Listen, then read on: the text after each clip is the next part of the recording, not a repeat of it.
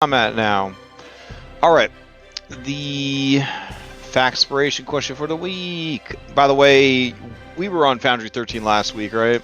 Like, Yeah, we're over it. All right, the growing pains. It's been so fun. Okay, cool. So, just want to make sure, because the suffering continues. Is what I'm trying to tell you. All right. I wish I had better. Hey, two of my mods have been updated, which is nice. Okay. 451. That's more than likely going to be a moral quandary, which is unfortunate. Yes, I would kill Julian. Dang. Insert anything here. No. It hasn't come up yet though. It hasn't come up yet. All right, let's see. This factspiration question. Is there a way to make it to where it can move the PF2E hub back to the left? Yeah. Yeah. Maybe. So, under settings, config settings, you go down to PF2E HUD. I have it turned off because it's just no good for the DM. But if you have it enabled, it should just snap to the bottom left. Is that not what's happening for you guys? Is it just... So I was able to. I have it enabled. Last time I wasn't able to get Songbow on it, but this like I got him on there now. Yeah. But it's not. It's like off center left, but it's not like all the way to the left.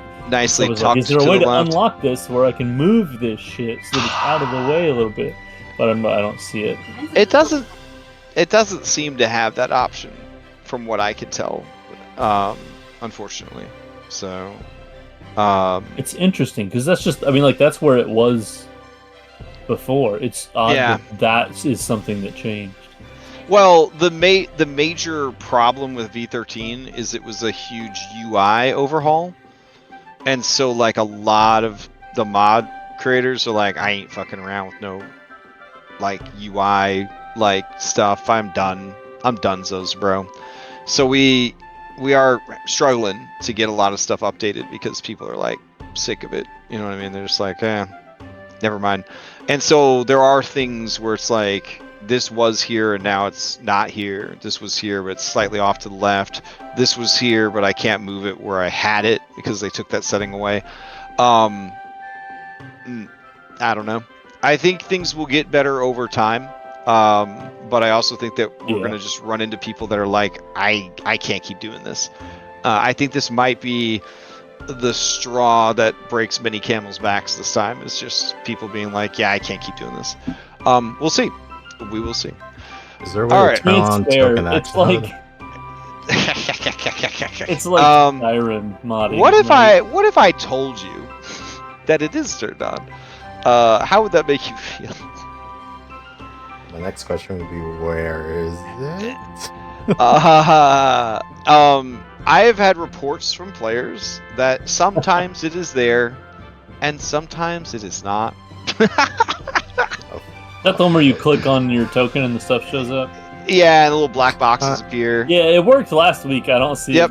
It was working on... Well, it was on Monday, or still in Fate, but I'm not sure if every setting's the same. Yeah, no, it is for sure turned on. It is for sure turned on.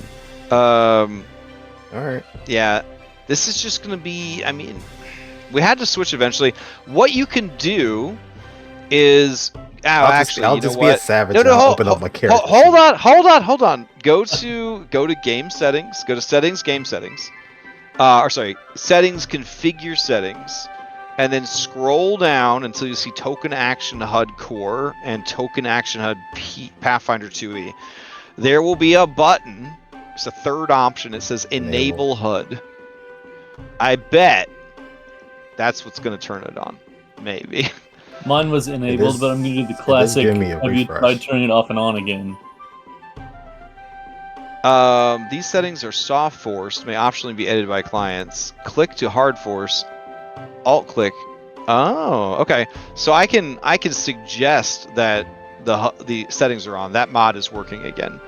There was this thing called force settings where I could just say everybody has to use dark mode, and then I could make it so that everyone has to use dark mode. That's pretty cool. Okay, so let me know if that works. If you, I'm reloading back in. all right. Yeah, I turned it on, and it is working now. Yeah. Okay, so there you go. That's why reports were it works and it doesn't work, because some people, I guess, had the setting turned on and some people didn't. Now we know. All right, let's get to this question. It's going to be really awkward, and I'm kind of wondering if I should be getting rid of these questions. Nope, this is in the meta category. Okay. The zombie apocalypse is coming. Who are 3 people you want on your team? And I guess for these purposes, this is the flying zombie apocalypse, because I know that a zombie apocalypse in the multiple planar air, not a big deal. It's not really that bad. You just fly away. I don't know. If they like take over all of the islands or something, and like there's nowhere for us to resupply, like that could still be a problem. Okay. Imagine it's pretty bad. So you need 3 people. That's what you want. It is a meta question, so I do believe that means you could have any 3 people. You could fucking Kal-El and Goku on your team, I guess, if you really wanted to. So if you pick a fellow teammate, that fellow teammate better feel real good, because it meant that you chose them over Goku. Damn. Okay, so while you ruminate on that question, would anybody like to, for a 3rd hero point, but not a 3rd hero card, because that feature hasn't been added back in yet, tell us what happened last time? Anybody? Going once? Going twice? Oh, a die slowly rolled across my screen. Oh, a nice high number. That's a beautiful die, too. All right. Gold leaf. Hey, check this out. What's macros? Is something supposed to have happened? Don't mess around. Come on. I'm not messing around. Wait, you can't see the character art? Does anyone else see a character art pop up? Ah, son of a bitch. It only shows up for me. I guess that's the problem with testing stuff by yourself. Nice. Alright. Well, alright, imagine I flashed up Gold Leaf's incredible character art. Just zoom in on.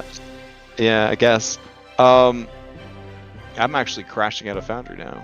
I wonder if turning on token about to crash out. Yeah, damn. I'm really sad about that. I also hate to admit, but the token actually didn't load in for me. So this is going to be a fun session. I haven't refreshed yet after messing with my settings.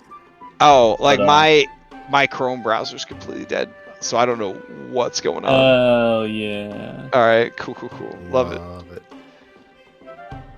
All right, well, go ahead and give the recap while I hold a pillow over the face of my my browser.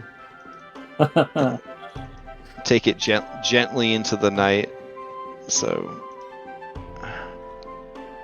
there it goes. And now I don't know why, but I feel like there's cloudy storms coming this way for some weird reason. Oh well. Anyway, last time on Skyhaven, we are in Port Eclipse.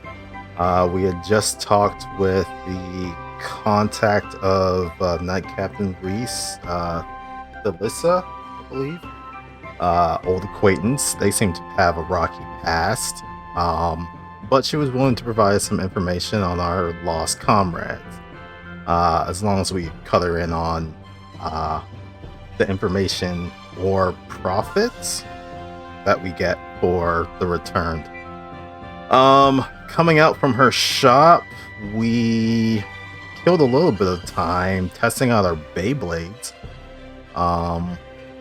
A little bit of a sparring contest. Songbow turned into a Beyblade. That was quite interesting, though that was also quite dangerous. Seemed to have taken quite a few hits.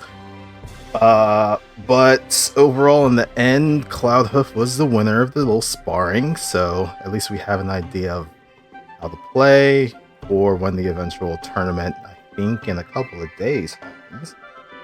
And then we pretty much spent the rest of the day shopping and clearing our inventories and stocking up on the ship because in the morning we plan to ship out and go find this abandoned temple where Dawnbeak Raiders or their lackeys or whatever the hell you want to call them have stashed our crewmates. So that's what we're about to go do. Yeah, I mean that sums it up pretty well. Okay. Go ahead and take your third hero point, but no third hero card. Would anybody like to answer the question for a Faxpiration, a D3 that you could add to any D20 roll, and then you could ask that same question to a willing PC or any NPC that you've met during your adventure?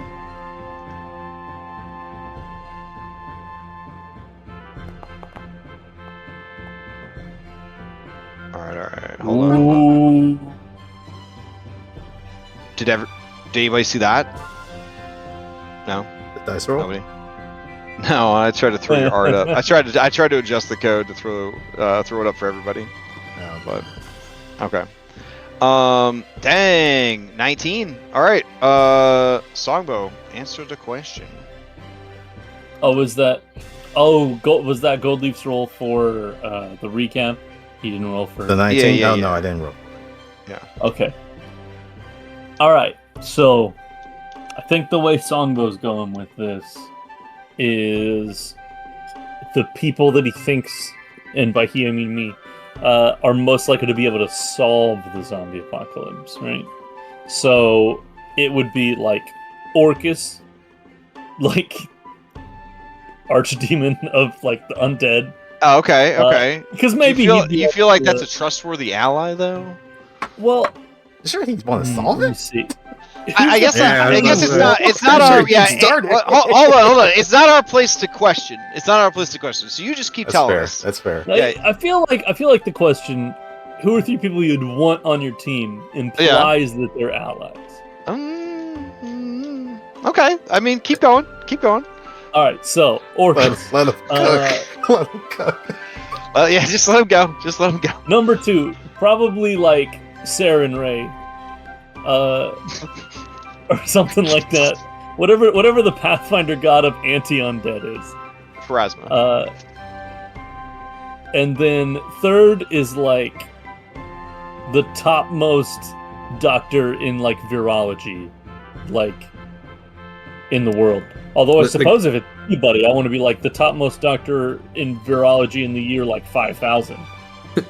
The guy who made the rage virus from 27 days later, or 28 days later. Okay. All right. Those are my choices. Okay. If nothing else, I get to watch a god of undeath and a god of anti-undeath fight each other, and that's funny. Yeah. All right. You may ask the same question of any willing PC or any NPC you've met during your adventure. Gravel. Who would Gravel want on his team? Man, let me see. Where are you, Gravel? Get out of here. Oh no, he's broken. Let's see. Everybody got broken when we moved to 13. Let's see. I'm not 100% why the phenomenon is. It turned on wildcard for every actor, but then it was like wildcard's broken. It's like, okay. You turned it on. Like, all right. So Gravel. Gravel against zombies. I don't think zombies would be a problem for Gravel. Is the thing.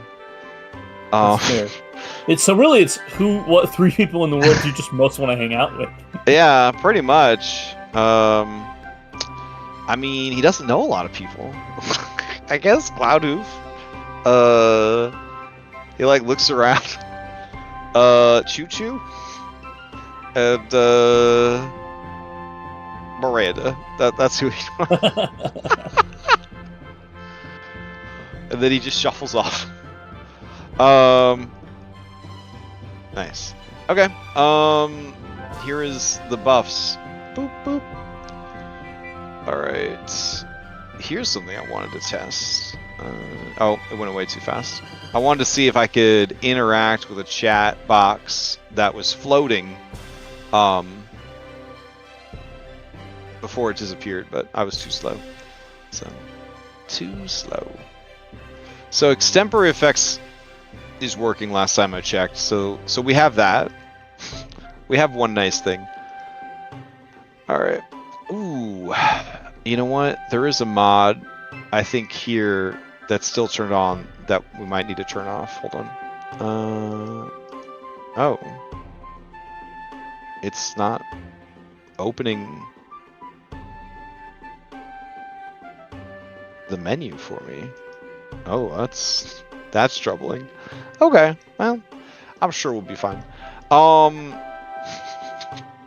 So, you guys have what looks like two. You have 2 fanspirations, which is a travesty in my opinion. You should have 20. You're the best. No. You are. And if I actually remembered to watch the streams that we do on our channel, then I would donate all my points to this group. Do you guys want to spend either of those points, both of those points? You want to wait until you know you're really in it? I think if we're gonna make it there today, I think it would be a good idea to. Can we go to the world map real quick? Yeah, sure. We left off last week with you guys debating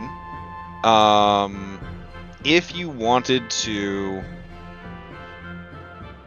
go back through the portal field, which is a known quantity, or head down into an unknown quantity. I for sure want to go to the unknown one, but New space. Into the unknown. All right, so from there it would be 2 more unknown before reaching your destination, or 5 more unknown if you really wanted to meander. If you really wanted, actually, if you really wanted to meander, you could do 1, 2, 3, 4, 5, 6, 7, 8 before you finally get there. You could really spice it up. It really depends how much exploring you want to try to get done.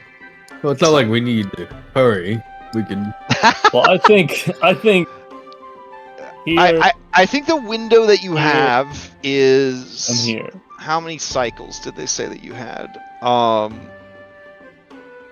5? That they anticipated the people. Because they left from Port Eclipse like 5 cycles ago.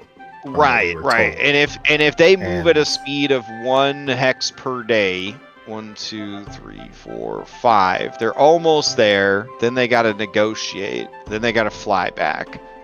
Mhm. So you got time.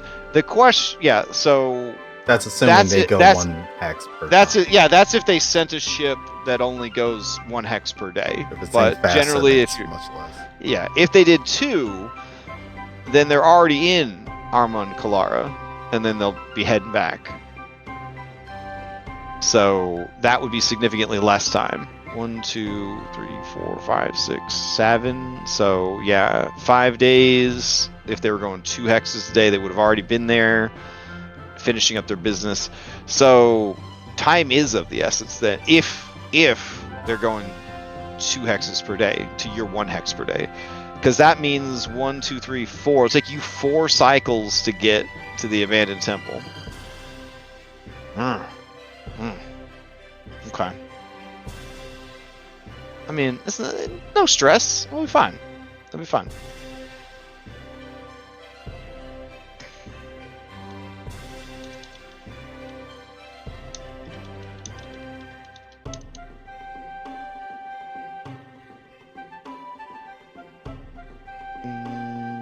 All right, then knowing that, do you want to draw a card, or do you just want to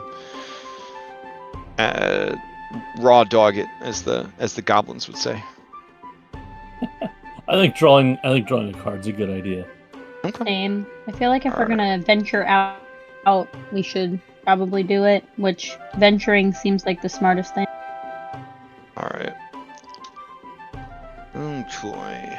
Then let me go here. Lex, if you could mark off one from the Fanspo bot. Going to go ahead and give this a shuffle. Cards, one of the only things that still works. No, that's not fair. There's a lot of things that still work. Oh, maybe it doesn't work. I went to pull it out and it said. Too soon. Yeah, damn. All right. Jinxed it. I definitely did. All right. Hold on. Let me go to my cards. Let's see. Fanspo Hero deck. Let me see them cards. All right. Randomly draw one, huh? That's not already drawn. Okay. Could do things the old-fashioned way. All right. The Queen Mother. What? Why do you keep disappearing my fucking cards? Must be an integer. No packages detected. Wow. You little shit. All right. So, anyways, this is the Queen Mother. Oh, hey, I can see it. Yeah. Yeah. All right. Those bug-eyed babies. Those babies are very creepy. No, that's what babies look like, right? Is that No. You sure? Yeah. I'm pretty sure that's what a baby looks like. I don't know what babies you looking at. You know, I'm excited about Stolen Fate going to hang out with the Queen Mother. I think they're gonna have a really good time. So, Why would you bring that up? they haven't seen this card yet. So, anyways, the Queen Mother is lawful neutral. She stands for knowledge personified, requiring respect to access. She is from the star suite, which is wisdom. When misaligned, it is the refusal to share knowledge or the misuse of wisdom. So lawful neutral it's a pretty good buff, in my opinion. It's a pretty good buff. Let me see. Hero alignment, lawful neutral is resilient. You're about to take damage, but the damage has not been rolled yet. You gain resistance to one damage type of your choice, equal to half your level. This resistance applies against the triggering effect and lasts until the start of your next turn, or for 6 seconds, whichever is sooner. So I guess at your level, only 1 resilience is not actually that great. It will get better as you get higher in level, though. However, a +1 to wisdom is always nice, because that affects your will saves. So I will apply that boof to you guys. Yeah. Not you, Gravel, you goose. There you go. And So I've always wondered, do these cards give 2 abilities? yeah. So the wisdom One is buff, like an action and the other is like a passive?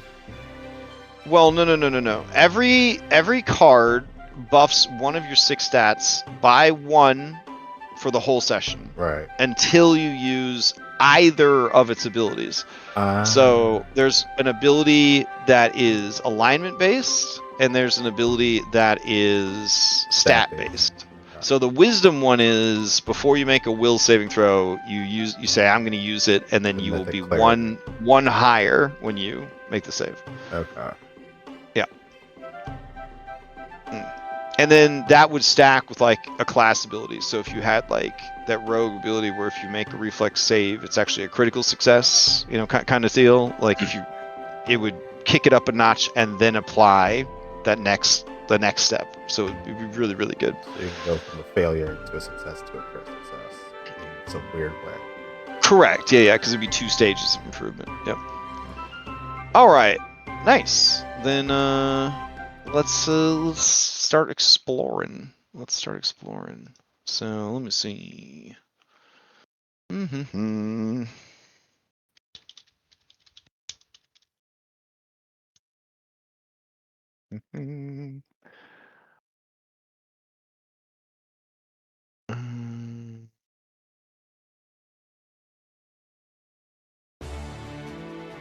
The best exploration music. I ain't gonna lie. So it's such a good one. All right, you guys are heading out into the world. Let's see.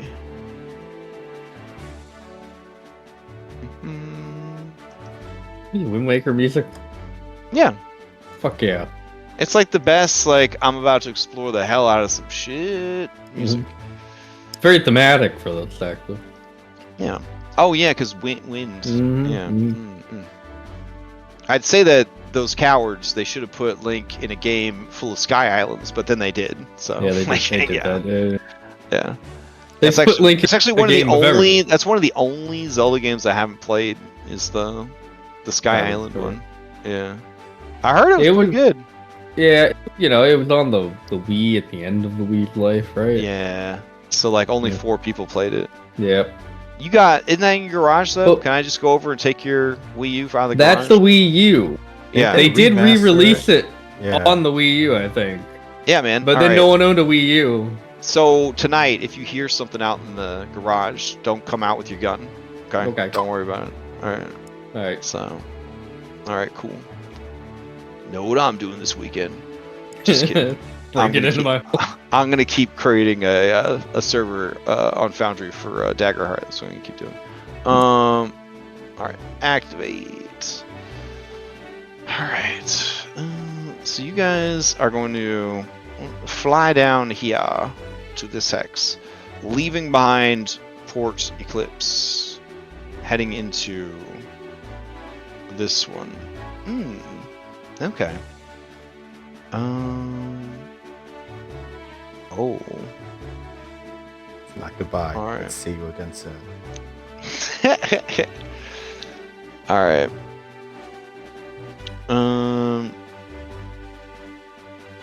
Whoa. All right. So as you guys head down into I-12, let's see. All right.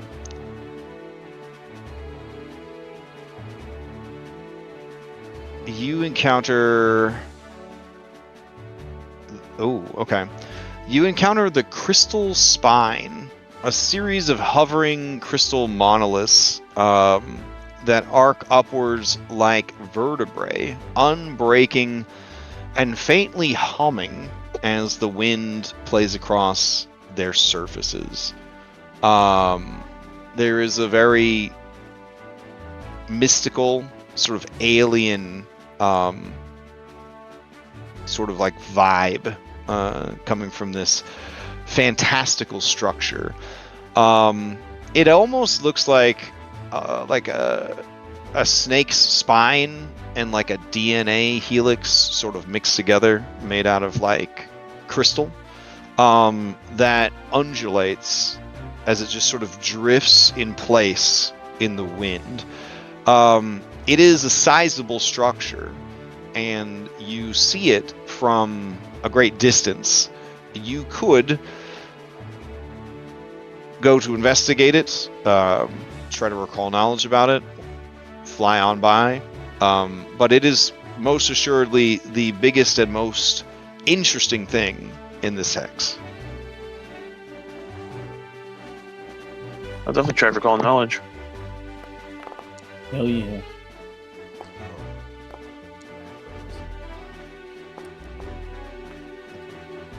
Macro should still work.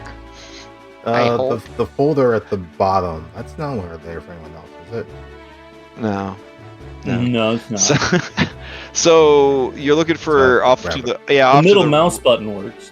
off to the right. There should be, where your other tabs are. They have a macro tab. It's like a code. I don't know, like triangle bracket / triangle bracket.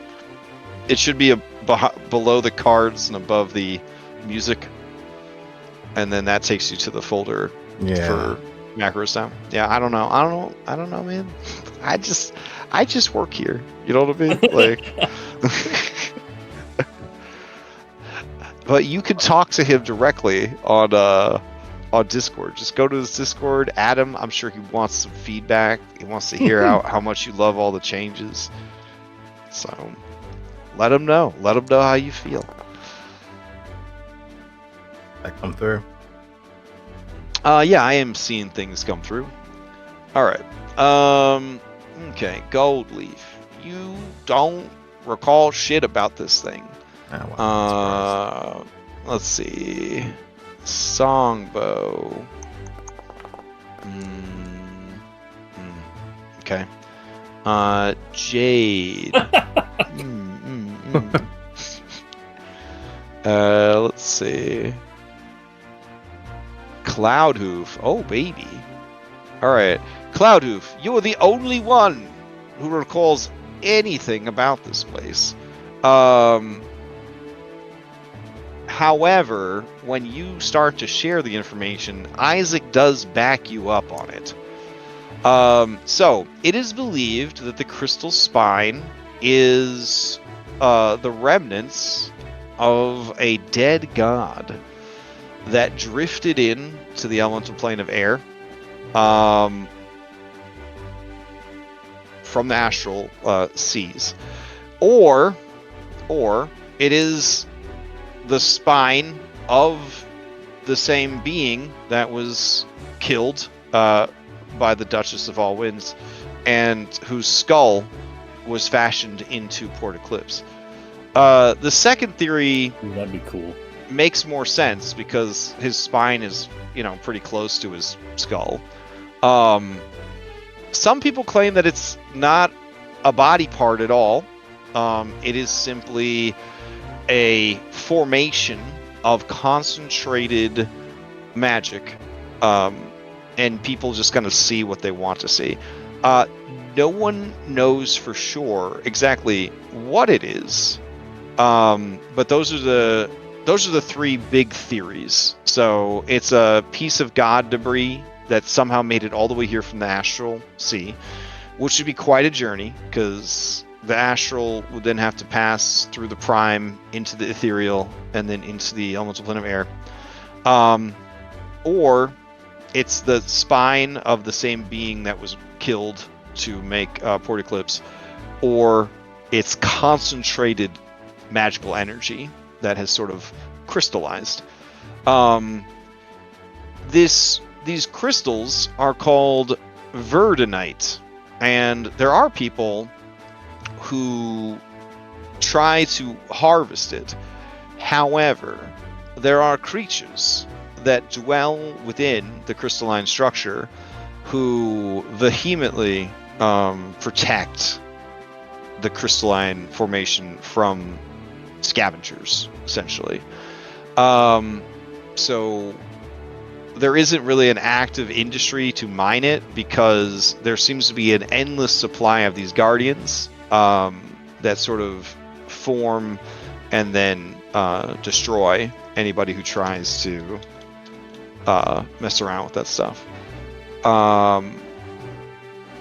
Essentially, they're some sort of like crystalline golem that gets created by the structure to protect itself. Sort of like white blood cells kind of deal.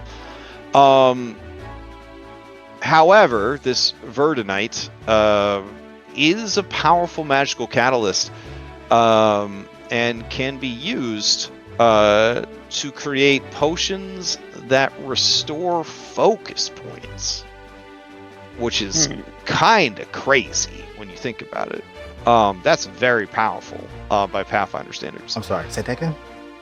The verdinite that you can harvest here can be used to make potions that restore focus points.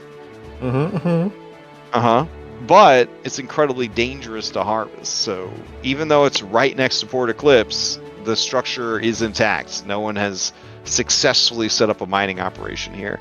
Sometimes people are brave enough to get up in there, grab some, and scoot before they get caught. Another thing is the crystalline structure can be communed with. And it is said that it has some sort of otherworldly intelligence. And it can be used by anyone to perform an augury type magic 8-ball. So you have to go up and touch it to do that. Probably like a occultism roll, right? It would be fortune telling, occultism, or just a old-fashioned will save. It is said, though, that on a critical failure, your soul is sucked into the crystal formation. your lifeless body cast adrift. Nobody needs that. You'll be fine. So does any of that sound interesting to you? Oh, also, I guess, Cloudhoof, you may ask one additional question about it if you have some curiosity.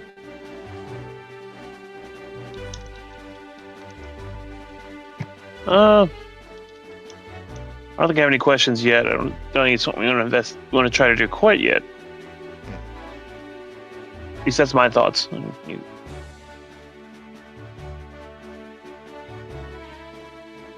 I'm all for mapping it and coming back to it later. Yeah, fair. 100% agree on that. Yeah, the general vibe of the structure is that it is interesting and beautiful, but the risks are not worth the rewards.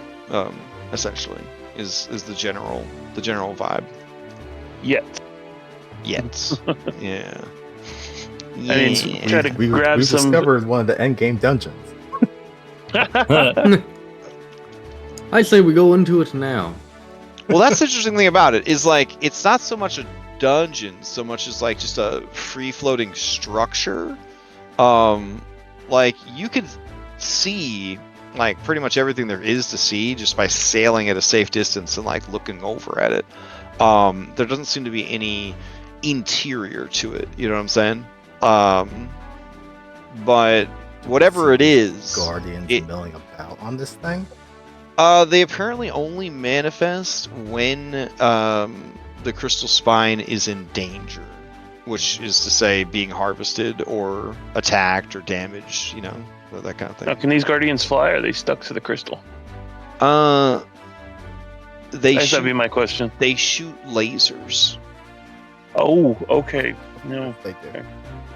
Yeah. I was thinking we had the claw arms, try to grab I a know. chunk as we I was go, thinking but that Oh too. yeah, spicy. but shooting lasers sounds like a dangerous situation. We must not jeopardize our ability to rescue our allies. Yeah. Let us come back later more equipped.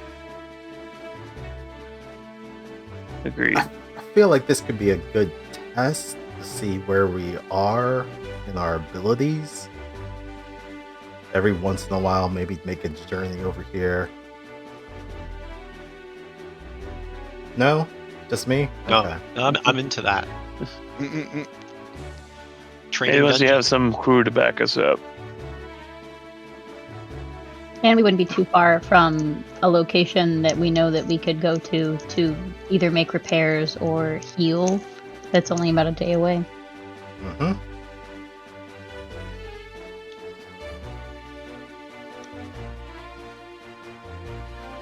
We found the farming spot in the world.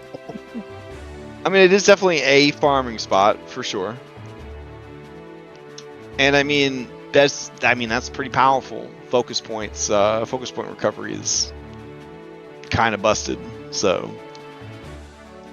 but yeah, if it's right next to the pirate city and it's still intact, that kind of implies that, you know, it does a pretty good job of keeping itself preserved.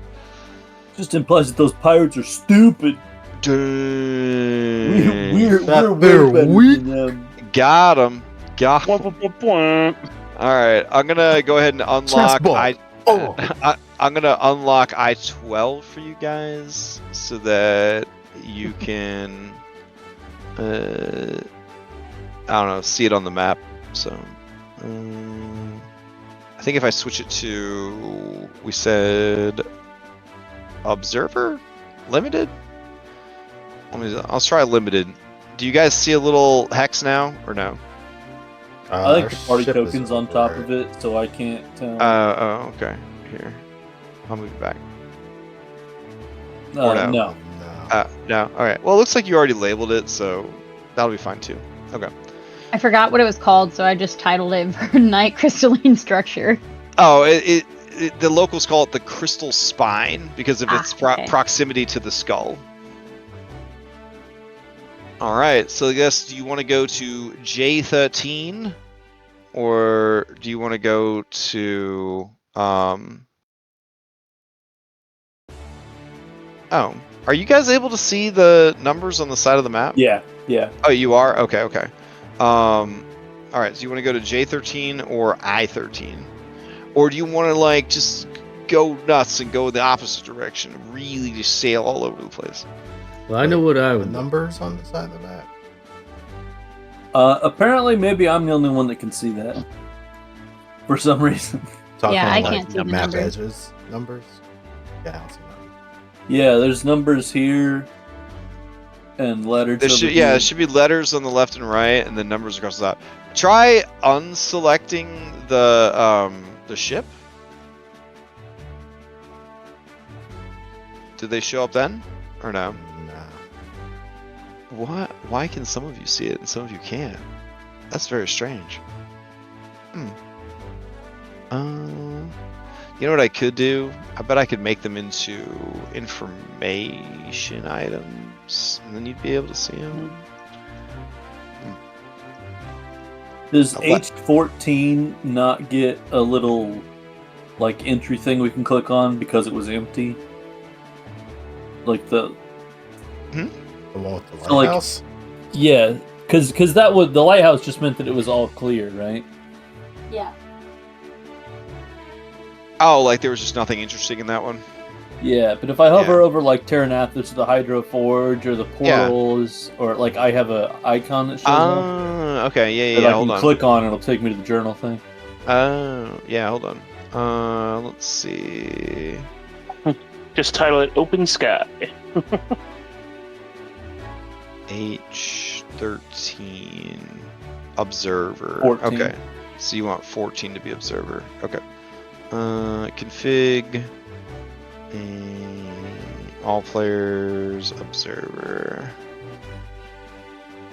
Alright. Cool. And then I'll do the same thing for I-12. Perfect. Alright.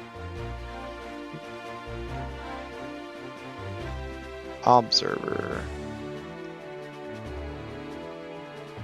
Alright, cool. Okay, so I also have, again, this is all, I mean, I'm just kind of like trying to make this up as I go because they don't have any like cool pirate rules or anything. So in Kingmaker, every day that you do the camping, right, you have like stuff that you do, and I said that we were going to have ship activities that kind of met those sort of requirements to a certain extent. So I have such a thing now that you guys can perform as like your daily, this is what I'm doing on the ship. So let me share that with you guys real quick.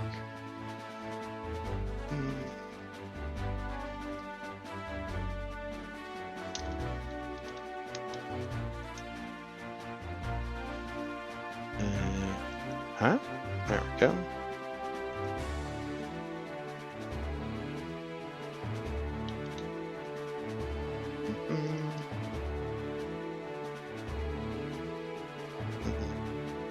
Sky Pirate, ship activities, share all players, observer, go, show everybody. There we go. All right.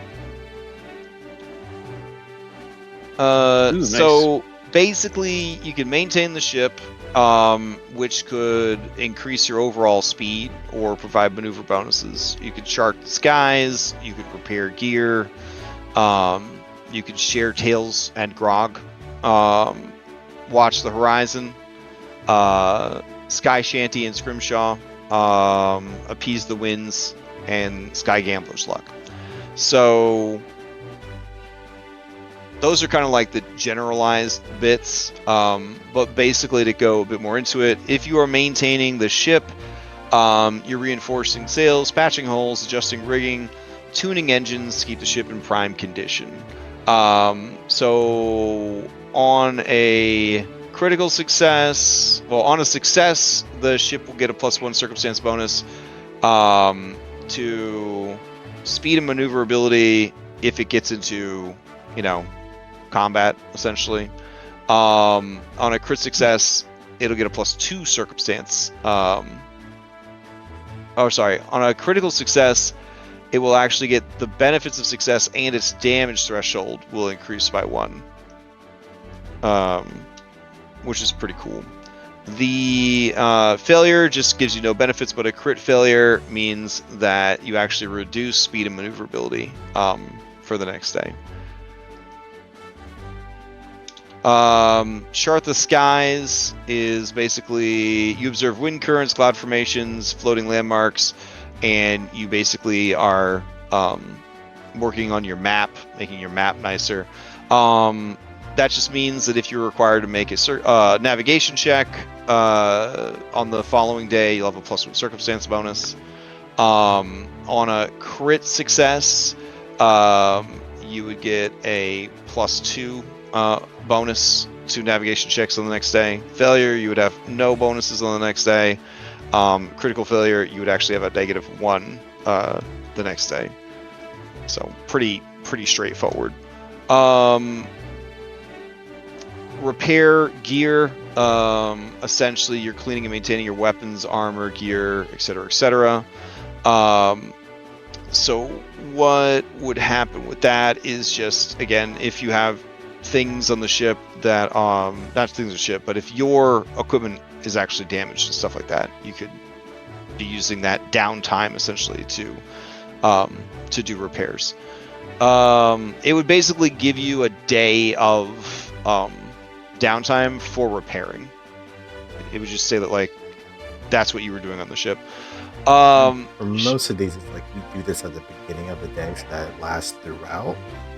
Well, you do it that night and it applies to the next day. Okay.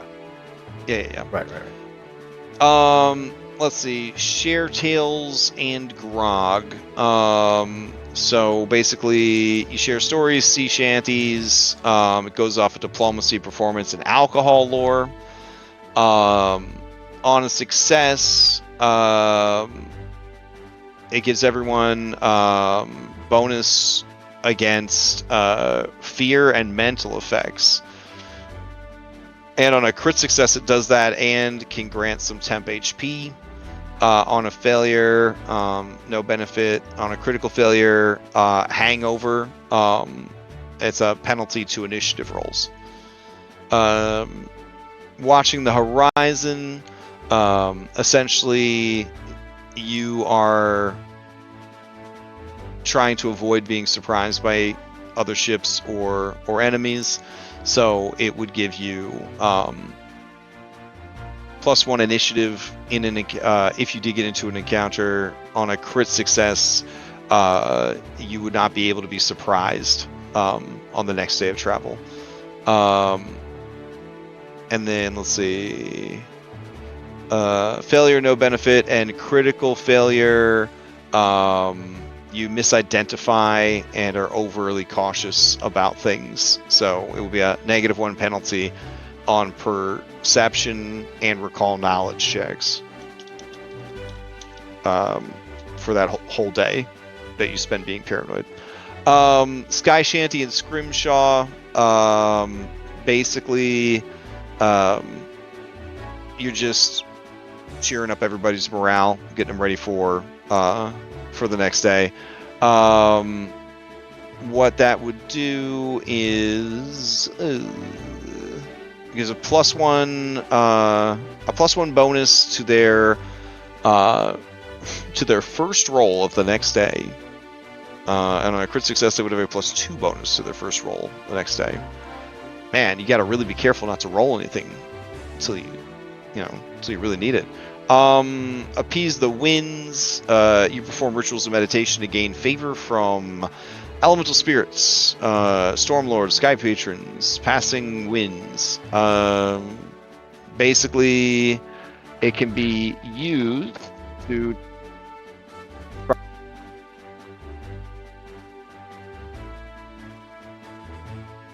Hello? Correct. Yep. Yeah, cut out for a second. Am I back? Basically, it can be used to. Oh, and right. you're back now. It basically means you spent the day trying to recover from conditions. So you would essentially get the benefits of like 8 hours of downtime to recover. Usually from like disease, but you know, like curses, poisons, stuff like that. And then Sky Gambler's luck, you basically are gambling with your crewmates or whatever. So on a critical success, you would gain a hero point. Wow, that's pretty good. On a success, you would be able to increase faction, or not faction, but reputation with one NPC crew member. Let's see. On a failure, no benefit, and on a critical failure, you would lose 1 reputation with 1 crew member. Okay. So anyways, that's what they do. They're all optional. You don't have to do any of them. But essentially, after each day of exploring a hex, or I guess in the case of Port Eclipse, we probably should have done it before you went out, but you kind of went out like early in the day. Anyways, it's up to you if you guys want to do those at the end of each day of travel, essentially. Also keep in mind that traveling through a hex, you're gonna see things. Obviously, you're gonna as you're traveling, but to really explore a hex, you would have to dedicate an action, like a travel action, to just exploring, the hex. So things to kind of keep in mind. No, is that like instead of one of these? No. Exploring the hex would be like your hexploration actions. You know, when you're like kind of making your way around the world. Yeah.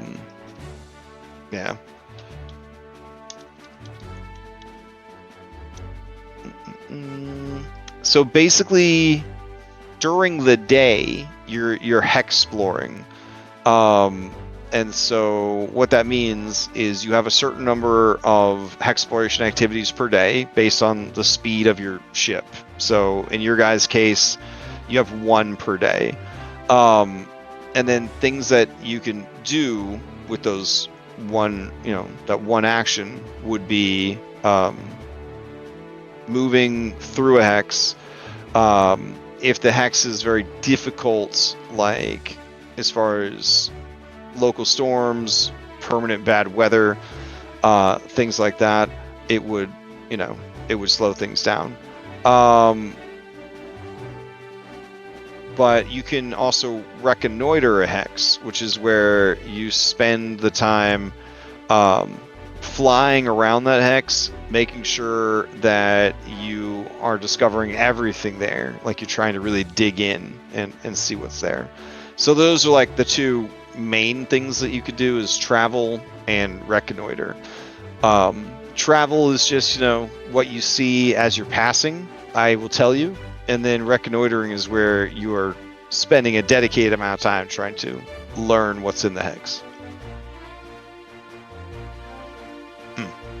Okay, so your first day, you spend your 1 hexploration action to travel from Port Eclipse into I-12. You learn about what's in I-12 because you see it in the distance, because it's so large. You make your recall knowledge. All that's good. As quote-unquote night would set in, sleepy time, and the night crew takes over for the day crew, essentially. That's when you guys could do one of those Sky Pirate activities if you were so inclined. So and I guess only one for individually or for the whole ship? Yeah, it's one per person. Yeah. And as we see a need for other things, we could certainly add them in. You know what I'm saying? If like there's something like, I don't see one for crafting, so I feel like we might want to add one just for crafting. And it's like, yeah, I just craft, and then we say, okay, you gain the benefits of like a day of downtime for crafting. Yeah. You know what I mean? And to make it still like a skill challenge, like you still have to roll to see if you, you know, succeeded essentially. And maybe like on a critical failure, you just can't find the time to craft that day. But with like a critical success, you would not only gain 8 hours of crafting time, but you'd get a +1 circumstance bonus to crafting checks, you know, that kind of thing. So I'm actually going to write that in right now. So let's see, we'll do skill crafting, crit success, 8 hours, +1 circ, 2 checks. Success, we'll say, is 4 hours. Failure is 2 hours. Crit failure, no time to craft. Shit came up. Alright, so I'll add that one in. Cool. Alright, so I guess working down the list, Loritz, is there anything you want to do that first cycle of travel? Lords will watch the horizon. Ooh. Okay. Alright, so watch the horizon. Alright, give me a perception or warfare lore. Blind and or then open? it'll be open. The DC for this hex will be 15. Oh, it's gonna reroll based on that. X. I was curious if it was based on. Yeah, level or yep. something. The DC, well, it's the level of the hexes essentially. So Ah. there's going to be places where it gets really hard to do anything, which represents the fact that, you know, lesser crew, lesser ship isn't going to be able to do shit there. Using a hero point. Oh, okay. All right. Yeah, that is a critical success. So a critical success means you cannot be surprised by enemies tomorrow. And you will have a +1 to initiative during the first encounter the next day. Alright, sweet. Okay. Let's see. Captain Jade. I would like to share tales and grog, and part of my tale is going to be about how earlier that morning I went down to the brig to confront our drunken compatriots by jokingly saying, "Oh, it's great that you woke up because we reached out to the Dawnbeak Raiders and we're trading you for our lost friends." To see the look on their face, completely shocked probably, and then me going, "Haha, just kidding," but that's what happens when you open your fat mouth and put your friends in danger. So Oh my you probably God. shouldn't do that again. Damn. But Jade would say it in a much nicer way, and then let them know that since they decided it was necessary to take as much time as they wanted, that they're required to do night shift on the ship anytime we port anywhere until they make up all of the time that they stole from everybody else. Wow. Okay. So it just sounds like you're doing captain stuff, right? Like you're not doing. Anyway, let me roll for that. Okay. At which one is this? You just. Share tales and grog. I'm just. Okay. Like, hey, you want to know what I did this morning? Oh, okay. The tale is how you emotionally abused your crew. Got it. All right. Go for it. Yeah. So diplomacy, performance, or alcohol lore.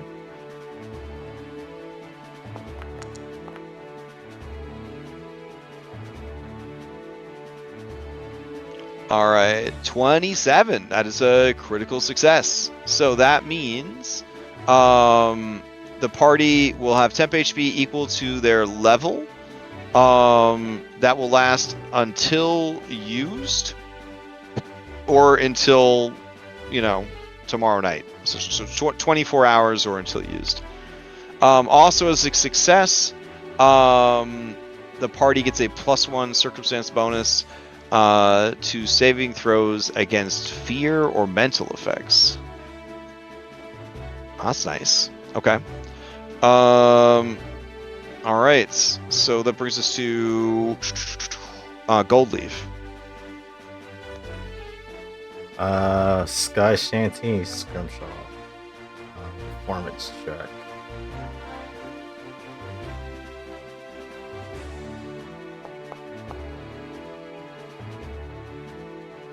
Success. All right. Let's see. All right. Sky Shanty and Scrimshaw. All right. Tell an epic Sky Shanty or carve a Scrimshaw scene, inspiring crewmates and bolstering their spirits. All right. So on a crit success, ooh, okay. Crit success is +2 to their first roll the next day. I kind of feel like we could do more with that. I'd almost want it to be like a floating bonus, similar to like a minor fax bow. You know what I'm saying? Like I feel like that would be kind of nice.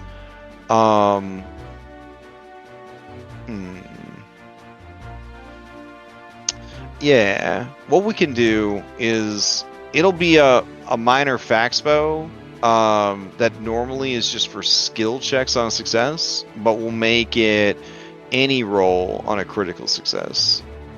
So here, we'll do floating +1 bonus to anything, and then regular success will be floating +1 bonus to skill check.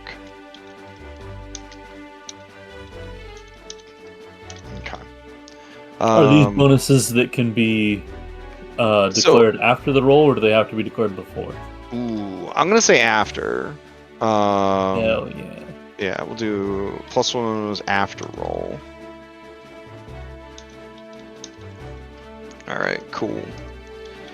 But then critical fail, boring or bleak story demoralizes crew. -1 rep with random NPC. Okay. All right. That brings us to Songbow.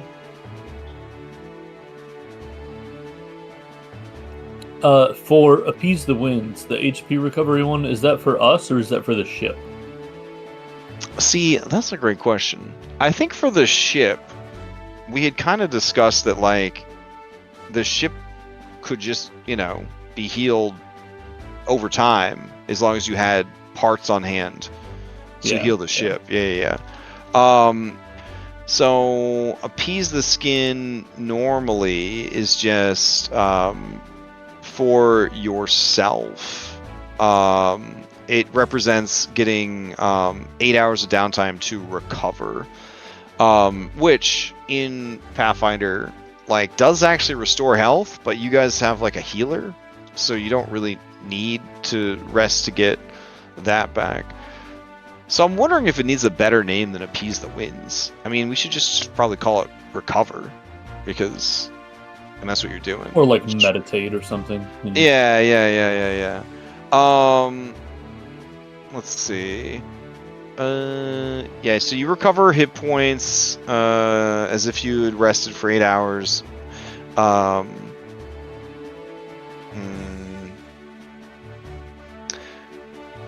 Because like everything else would just get taken care of anyways. Yeah. So I'm just gonna, I don't even know if we would need a check. I feel like it's just like, you're sitting that one out. You know what I mean? Like... Well, I took Appease the Winds to be more like I'm sort of trying to be in tune with the plane of air. Right. Because I like the remove minor conditions thing. Like I think that could be really useful but there's not too many minor conditions that stick around that you wouldn't just get rid of by getting a night's sleep is the problem. Fair. So yeah. Although I guess that could what about be, this? Like, what about this? We can do we'll do skill. We'll add arcane in there, and then we will put you may attempt to counteract a lingering effect. Okay. That could be pretty cool. Effect on you. Or if there's like a negative effect in the hex, which is like slows the ship like movement speed or does something like that. Like appease the winds would make sense to sort of try to counteract that. So yeah, you attempt to counteract a linger effect on you, the ship, a fellow crewmate, or the hex you are traversing.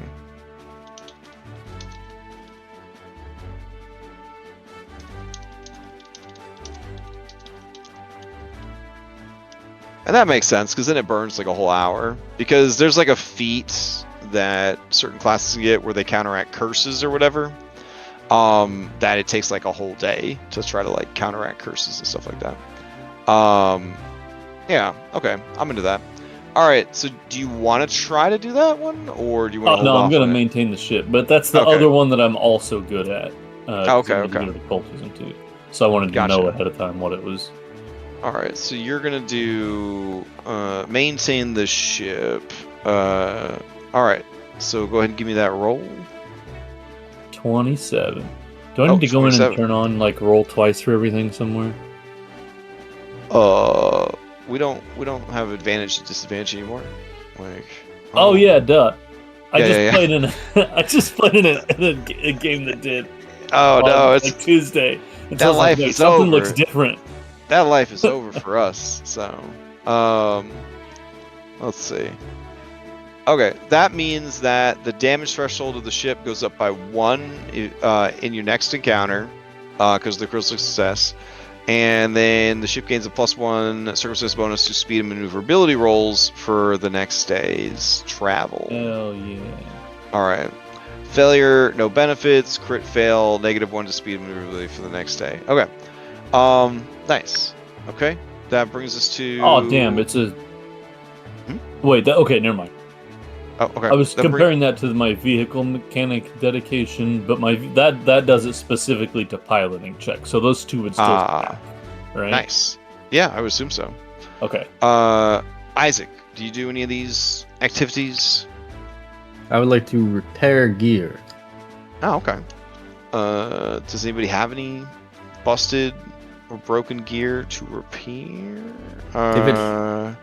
If it's not broken, like I was thinking, like the cannons and stuff. Like I got you. Okay, so clean and maintain your weapons, armor, gear. All right, nice. Okay, so what we'll do with these is it'll provide that same sort of floating bonus that the sea shanty one does, but it will apply to combat rolls primarily. Cool. All right. So let's see. There we go. Repair gear. All right. All right. So go ahead and give me the roll.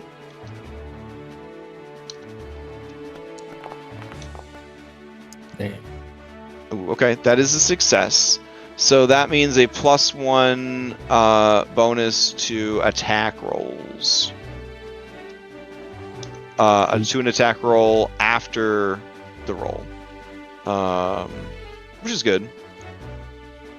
And then on a crit success, we will say that it is a. Well, you know what? Let's make it spicy and different than the other one. Make it a +2 bonus to attack roll after the roll. That could kick it into a critical hit pretty easily. Yeah, that's cool. All right. And then on a crit failure, gear malfunction causes minor inconvenience, blah, blah, blah. Okay. All right. Sounds good. All right. And then that brings us to Cloudhoof. We're going to do chart the skies. Okay. Chart the skies. Survival nature perception. You observe wind currents, cloud formations, and floating landmarks to create more detailed map. All right. You're going for the helmsman? Yeah. So on that one, you're basically shooting to increase your navigation checks. So the navigation checks are used for reconnoitering, or if a hex has like dangerous or difficult stuff to deal with, or if you get into, a fight with your airship. So they're important. All right, go ahead and give me that survival, nature, or perception check.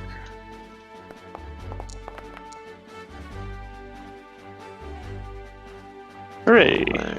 All right, that is a success. So there'll be a +1 circumstance bonus to navigation checks for the next day. Fantastic. All right, so that kind of takes us to that. Looking at this list, would you guys want an activity that is like schmoozing, like so that you can add reputation with crew members, or? Yeah, that's probably a good one to have. Okay, I think that's one they had in Kingmaker, so it'd be a good one to add to the list here. All right, so we'll just call it. Is that something Schmoo- besides the Sky Gambler's luck? I thought that was the one that was correct. Oh yeah, that one raises reputation. You're right. Okay. Yeah. Because originally it was saying something about re-rolling next day. Minor treasure. I'm not sure what that is. Oh yeah. So the minor treasure sounds like cool in theory, but I mean, really, like, I think raising your faction with crew members. Yeah, is that's probably like the more one where you like important. randomly find one of the trinkets. Like Yeah. from the PHB, it feels like, which is like neat the first couple times it happens, but then afterwards you're like, oh yay, another Yeah. one. All right. So what I'm thinking is for Sky Gambler's luck, we'll make it sort of a catch-all for socialization.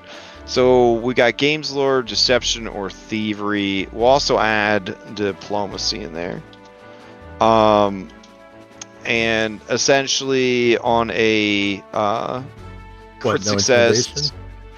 Do you want intimidation out there? All right. You're gonna be my friend, motherfucker. Let's see. Crit success, you can gain a hero point or raise reputation with 2 NPC allies. No personal treasure. On a success, you can raise reputation with 1 crew member.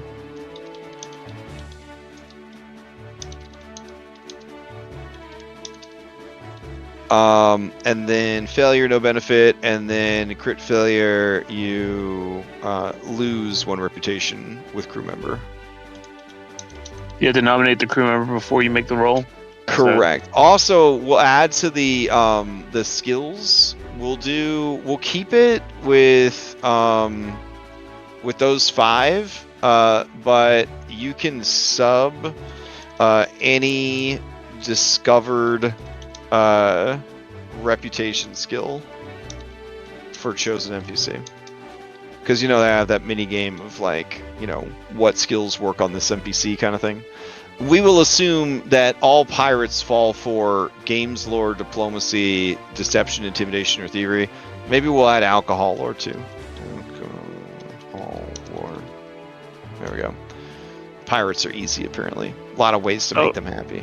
All right. Quick question on that. Yeah. Do we have any gauge as far as how much it takes to get unlock full reputation with somebody?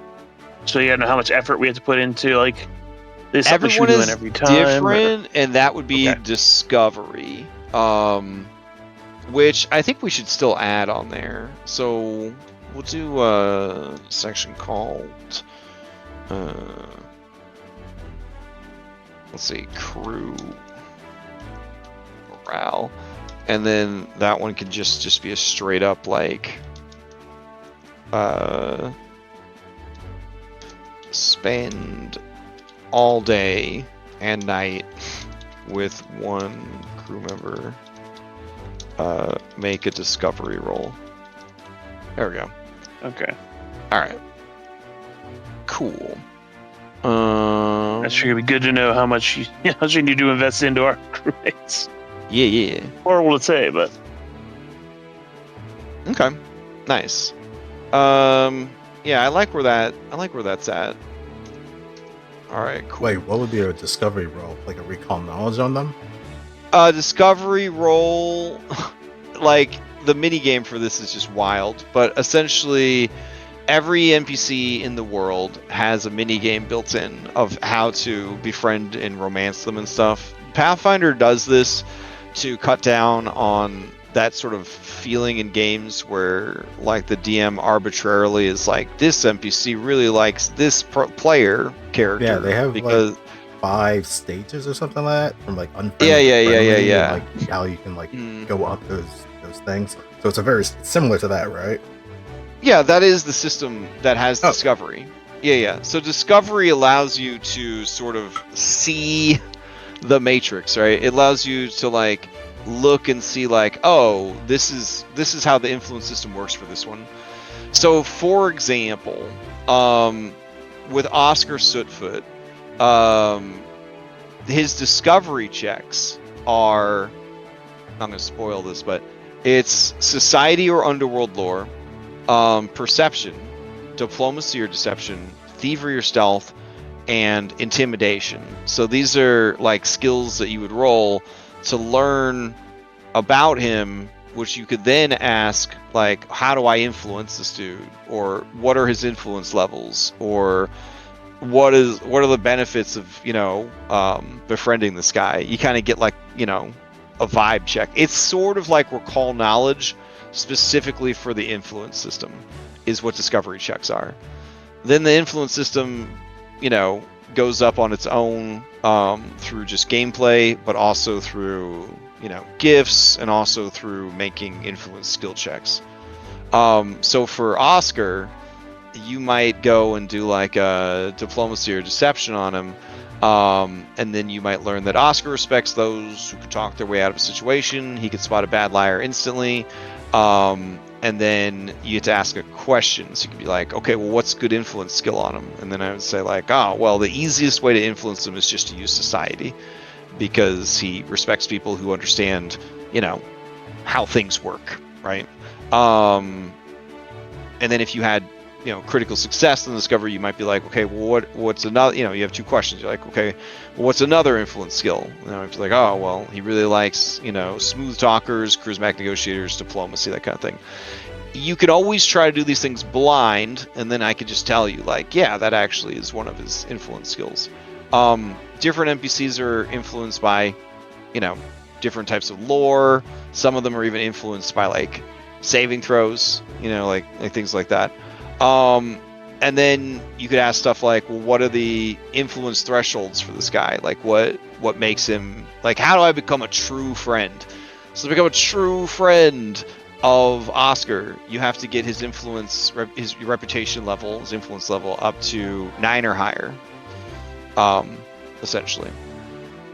So yeah, that's the idea. You can even see, like, with discovery mode, are they romanceable? And then I could be like, yeah, this person is actually romanceable. Then you could be like, sweet. And then you could start discovering and be like, what's their ideal partner? And then it turns out that for Oscar, one of the things he's looking for an ideal partner is someone that's loyal but not clingy. You know what I'm saying? So yeah. It does a lot of stuff, basically. It's like a long explanation to be like, it does a lot of stuff. All right, so Ravel's romanceable. He's looking for someone who's steady. Dang, rock steady, bro. All right, the next cycle. Do you guys want to head into I-13 or J-13?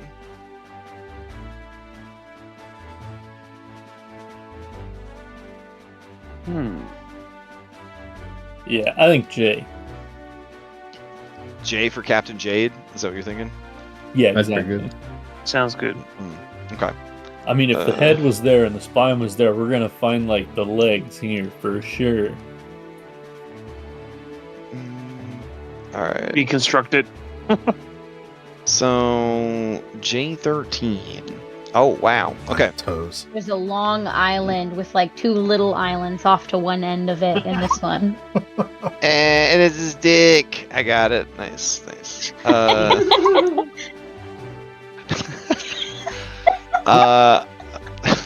Dang it. You alright? We run a serious game. Oh, so serious. Well, now I It's all feel serious. bad. Now I feel bad about what's in this X. But anyways, as you enter this X, the music changes. It becomes more ominous. And there's a penis. Not yet. Slow The down. dick The of island is destiny. erupting. A floating sky serpent. No. Let's see. Known as the Phantom Phallus. We play a serious game here. The Phantom Phallus. All right, I'm not writing that down or anything, but anyways, so this is a rain-soaked, unstable, electrified hex. It is in a perpetual storm.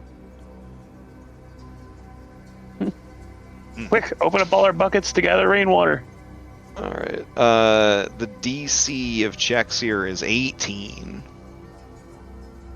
And the most notable thing on the endless horizon is a jagged floating island that seems to be birthing storm clouds from the cracks in its surface.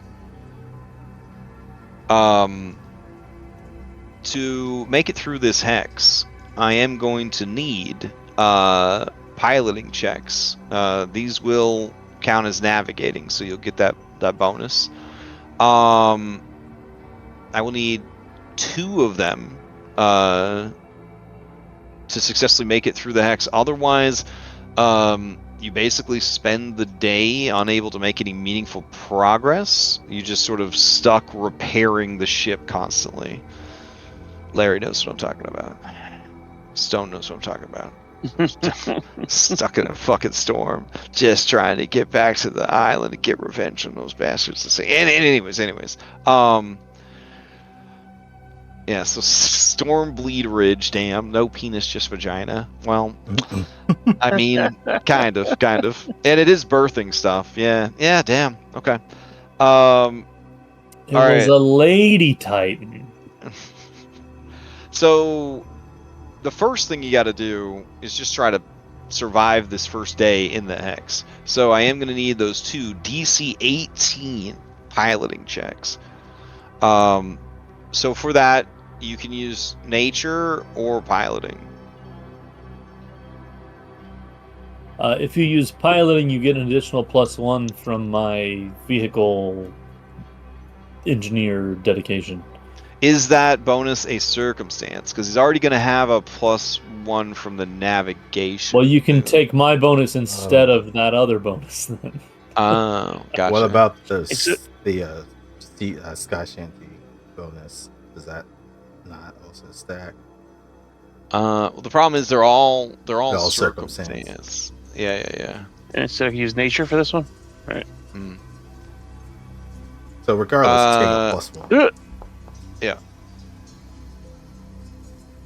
Oh, actually, no. The Sky Shanty one is untyped because we decided it would be like the Faxpiration stuff. So that would be able to stack. But a 13, even with the Hero for it. Okay. All right. So with a +1 from the navigation check yesterday, that would be a 27. And if you did want to burn that that floating bonus, you could make it a critical success and get the 2 successes for the day. You want to do that? Yeah. Okay. Do it. All right. I mean, these bonuses, these floating bonuses, they only last like 24 hours. So, Yeah. I mean, if it's the only thing you're going to do today. All right. So then you could leave this hex tomorrow, or you could explore the hex further if you wanted to go check out Stormbleed Ridge.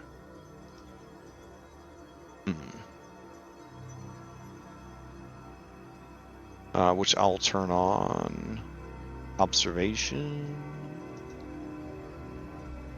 I am going to recommend that we open up any barrels that we might have, bring them out to the deck, and strap them down open so they can collect rain. Mm-hmm. Might be one of the few places we get fresh water. All right. It is essentially nighttime all day in this hex, just because of the permanent sort of rainstorm that's going on. It is a pretty unpleasant time, all things considered. and with your critical success equaling 2 piloting checks, you are able to make it all the way through the hex in a single day. All right. I'd like to roll a recall knowledge on this. Oh, on Stormbleed Ridge? Yeah. Absolutely.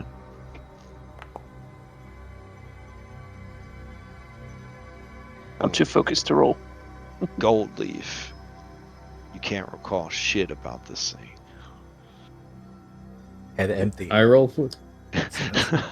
Anybody can roll because of how rough the math is on these things. It's not like 5e where statistically eventually someone will pass and it'll be a person that you wouldn't expect to pass. I assume I'm here, rolling this very low, even though I have. Yeah, you're rolling real bad. But Yeah, you're rolling real bad. You're rolling real bad. Okay. Gold Leaf, you can't recall shit. Songbow, Jade, Isaac.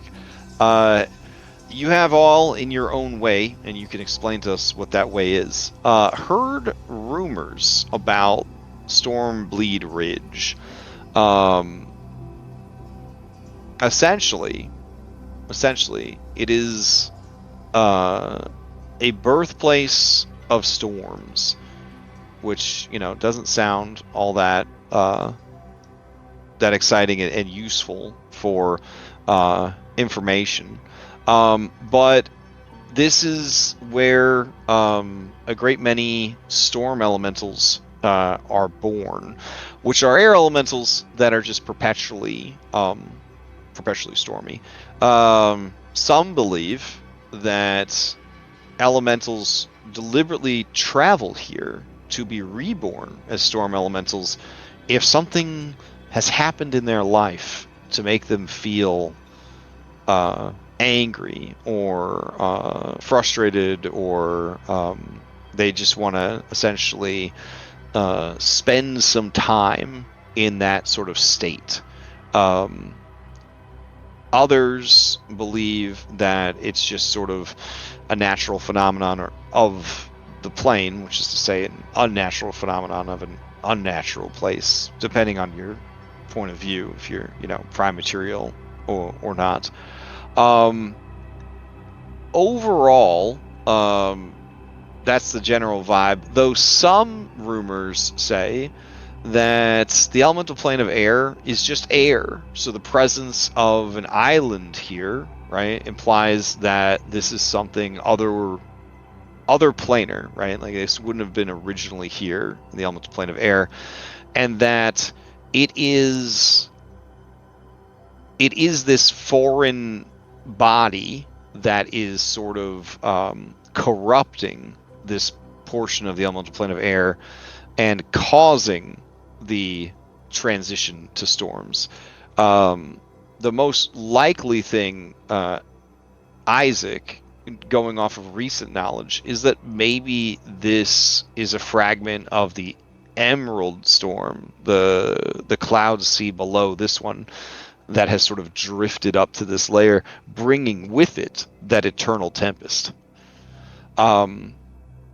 Either way, you guys imagine that the lightning charged stone of that island could be mined and used for a great many alchemical and magical purposes. With that said, I think we should land. Spend a couple weeks mining.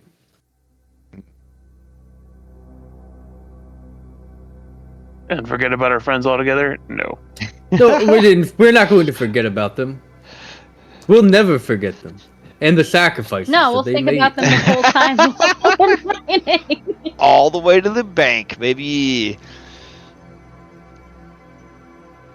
But this is just another flavor of Dangerous Island with guardians on them. They kind of do. But these are light flavor of guardians. Yeah. Yeah, these are storm guardians, not crystal guardians. Yeah, I mean, how are you supposed to get your other Pokemon types? True. Oh, that's a good idea. I should make Pokeball. there's also the idea that knowing that this is a stormy hex, it could be beneficial to you if you ever needed to like lure people into a stormy area. You needed to take something to a stormy area. You needed, like so. A getaway Yeah, we need to from a charge place some that we batteries. can fuck up a place. I was thinking we Alright. need to charge some batteries. Come here and get some electrical shocks. Yeah, I mean, so that's generally the vibe, though. Multi-use. It is a permanent storm, but it's a pretty dangerous place overall.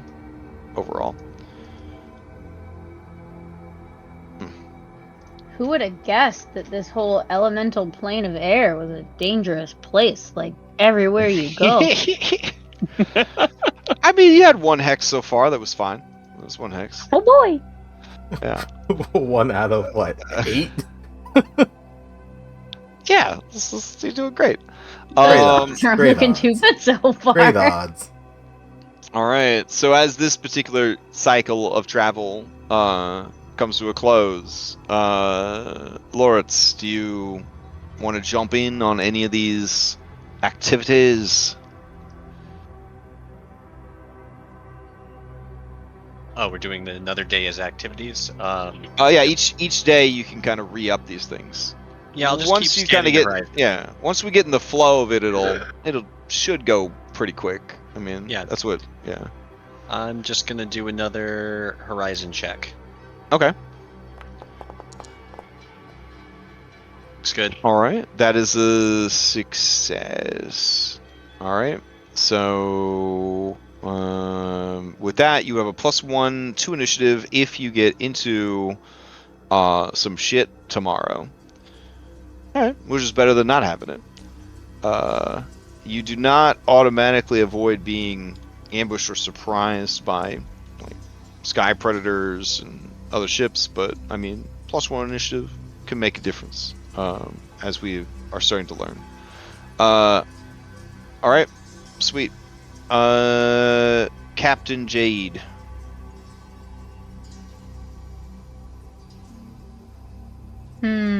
I think I would like to.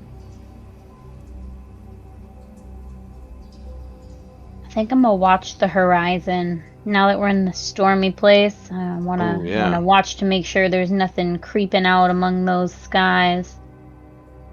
Okay. Sky, because it's all one sky, right? I mean, in a way, yeah. All right. What is that per perception? Because it's definitely not warfare. They do call the elemental plane of air the endless sky. All right.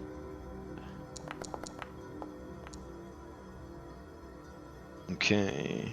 As you watch the horizon, the 23. Oh shoot, my bad. This is a DC 18 in this hex, Loritz, so a 16 would not have made it. Sorry, I was thinking of the previous day. But there's no penalty for failure on that one. All right, Jade, perception check. All right, that is going to be a success. Wait, are you watching the horizon, or is that what Loris did? What were you doing? I'm gonna watch the horizon. But you're also Double up watching the on horizon. these activities. If somebody doesn't succeed, I mean, yeah, but the benefit is going to be like the same. You just, you can't like stack in Pathfinder unless it's untyped, which is incredibly rare. Yeah. There's 3 main types of bonuses, and then the very rare untyped bonus. So you got circumstance, status, and item. All right, so that is a success then. So you would gain that +1 initiative to circumstance bonuses. Okay, so then you and Loritz both looking out for trouble, and ultimately one of you is successful. So that's good. All right, Gold Leaf. Runs from 8. Sky Shanty. All right, Sky Shanty.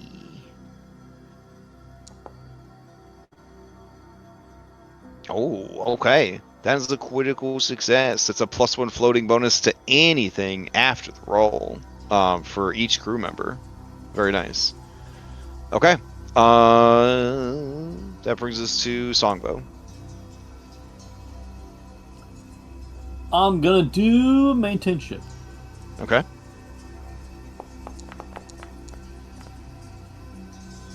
All right, that is going to be a success. And therefore, +1 circumstances, speed and maneuverability rolls for the next day's travel. Good stuff. All right. Come to think of it, if your speed was increased, what's the ship speed normally? Let's see. Don't we move like 5 hexes in combat? Yeah. So I So think this we could look be lower for the armor. So that would actually have improved your speed to 6, which means that you would have 2 exploration actions today. Oh, nice. Okay. Sweet. So Yeah, so I was I gonna guess say, does that equate to the same thing that you guys are doing in Kingmaker, where it's like survival check, and then if you like make a great success? well, then that's actually Dom's ranger's ability to bully horses. That's Yeah, how it's doing it. to bully the Yeah. horses into going faster. But this is the airship equivalent. Yeah. Is Songbo's bullying the airship into going faster, like Dom bullies the horses. Every week he pretends to be an elf who bullies horses. I mean, that's his thing, I guess.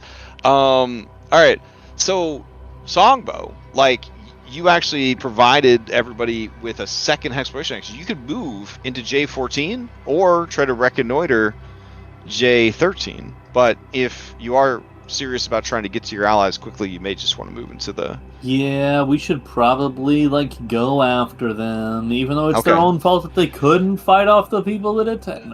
Damn, bro. All right, so you leave J13 behind, and you head into J14. This is in the same cycle. All right, excellent. If I could interject for one quick second. Sure. So if we all look at the map and we see how we go from Port Eclipse and we basically go down and to the right too, and then now we're heading north, east. Now we're heading straight east to the temple, right? I feel like that's got to be a really common route to get from Port Eclipse to the temple. I know that it's going to take a little bit more time, but I'm kind of thinking that maybe instead of going east, we go south and to the right one more, and then over and try to come up from underneath. It will take us one more hex, but I think it might. I don't know if there's an element of surprise here that we could be like gaining from doing that. I just feel like we're taking a common route that, I mean, anybody who wants to travel there. You want to travel off the known map. Oh, I didn't. My bad. I didn't even. Oh, no, my no, brain no. wasn't thinking the border. Listen. It is possible if that's what you want to do. Either that, or I think maybe she meant under the map. Well, under the map, your ship would probably be instantly destroyed because that's where the Emerald Storm is. Yeah. My brain wasn't seeing the edge. Like you could definitely approach the abandoned temple from below, like no problem. Because I mean, everything is 3-dimensional. You're in the sky. But if you go too low, you enter like the Emerald Storm and get destroyed. And if you go too high, you ascend to the Sea of Stars and get destroyed. Things happen. Yeah. Essentially, if I can like flying your airplane up into space. It's like flying your regular airplane up into outer space. Yeah, like I imagine it as if we're staying the same altitude, right? Like if we were at 30,000, we're staying at 30,000, but we're just skirting it really wide so that we can avoid any detection and coming around the back, you know? Sure. But what I'm saying is, if you want to be so bold as to try to sail off the map, I mean, I'm here for you. Like. Now you bring up a valid point that the picture frame does end right there, and my brain wasn't putting those pieces. I mean, you're gonna let what kind of captain lets a picture frame stop him? You know what I'm saying? I don't know. Maybe the captain that takes everybody else's thoughts and feelings into consideration. Maybe I mean, you're the captain. You know, like if you want to sail off the map, like let's go. I might be the captain, but I'm not necessarily stupid. Okay, I want it to be clear that just because it looks like the edge of the map does not mean you can't try to go past it. Who else is in agreement with my thought process? And it's totally fine if you're not. But they're not. All right, let's keep going. I think getting I'm there faster is interested, but better than being more sneaky. I think that skyships are very visible and hard to sneak up in. Also, valid point. That's why she painted to look like a sky whale. Gonna be freaked out by us. But I Who's was gonna also make the sky kind whale of- noises? I'll try a performance check. But I'm curious as to why we think the Crystal Spine and the Storm Islands are common routes. I feel like people may want to avoid those. Well, Well, part of the abandoned temple being a good hideout for pirates who are wanted by other pirates and everyone else is that you pick a place nobody really wants to go to. Yeah. So True. I mean, as far as Crystal a common Spine route, is a better option than Portals. fucking field of portals that'll take me God knows where. True. But I'm new to this. I'm new to the captain and No, thing. I'm just playing devil's advocate of looking at the other way of it. Fair. We always need a good devil's advocate. I am kind of curious about skirting the edges of the map, to be honest. Ooh. But that's Yeah, just me. I got one. That's just me. This is Goldleaf, the adventure addict, who's talking. Well, I mean, I used to have this thing that let you guys do polls and stuff, but I don't know if that's right. Let me see. Nope. All right. How will we ever vote on things? This is crazy. Okay, so I guess I need to know, you got that second one, you're not going to reconnoiter J13, so are you going to move off map, or are you going to move to J14? You're going to move back up into I13? We can go down to the unexplored K. So that would be the next 6 down. Yeah. I think we should proceed into J14. If they have a faster ship, we could be running out of time. Yeah, that's true. True. We could just head east. Totally fair. My brain was just going, what if we went down and under? It is But, worth yeah. considering. All right. I'm moving you into J14. Also, I can't see the numbers or the letters. That's why I'm just referencing. Oh, right. East and west. Sorry. Let's see. I can give you guys access to this one now that you moved into it. And this one we would be able to reconnoiter because of Songbow's check. Well, no, this is going off of Songbow's check from yesterday, and then after we finish this, then you'll get the nighttime activities. I forgot that the speed increase that he provided the night after the Crystal Spine travel, he would have boosted the ship's speed enough that you Oh, it have was 2. that one. Okay. Gotcha. Yeah. So All we right. could reconnoiter. If we get high enough, we could reconnoiter and then move on tomorrow. Well, you moved in with your second action, then Loritz and Jade would have done their thing, and then Goldleaf would have done his thing, Songbow would have done his thing.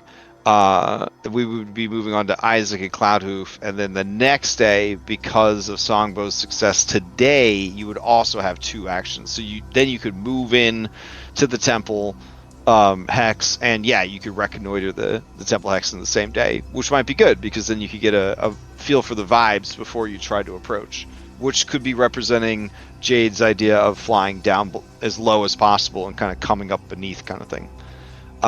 So it all works out. All right, in this hex, there is incredibly thin air, high winds, steady storms with a DC of 17. The only thing of interest in the vast, endless sky is a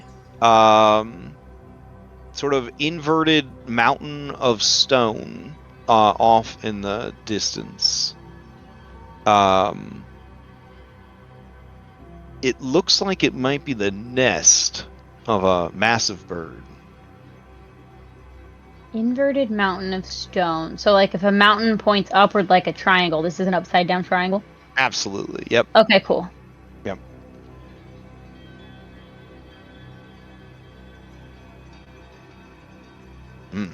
Okay. And then that's where you guys would settle in for the night.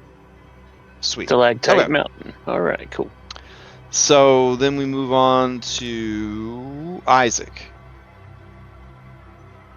I would like to Which one? What? appease the wind. Oh, okay. All right. Does anybody have any lingering effects that you need to help with? I don't know. You perform rituals. I think we're switching this out to be. You could use it to try and counteract. Yeah, you could attempt to counteract a lingering effect on you, the ship, a fellow shipmate, or the hex you're traveling in. But the hex doesn't really have any lingering Negative effects. effects. Yeah. So that one should be okay. Okay. Then I guess I'll feel dumb repairing gear 2 times in a row. That's my word. Well, I mean, if it comes to it, then you do have bonus to you have these floating bonuses. So That's true. and this is going to apply to tomorrow. And tomorrow you are going to be arriving at the abandoned temple. Yeah. I'll Okay. do repair gear then. I'll do repair gear. All right, let's see that check.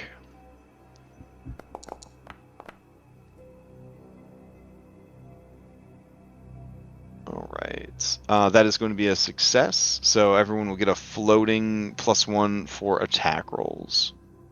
All right, sweet. And then finally, Cloud Hoof. We'll try the skies again. Okay. Nature. Ugh. Okay, it's not a critical failure, and there is no penalty for failure. So you just want to keep it? Hold on to at least 1 hero point for All right. tomorrow. All right. Then the next day, you would roll up into J15. Let me grab my info on that real quick.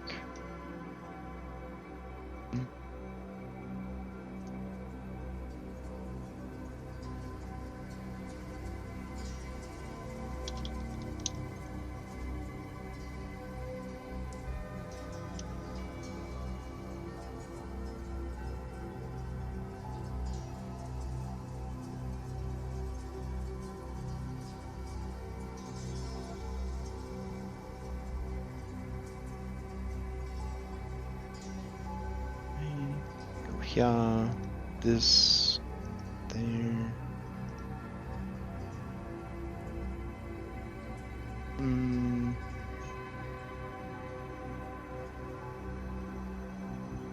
Oh shoot.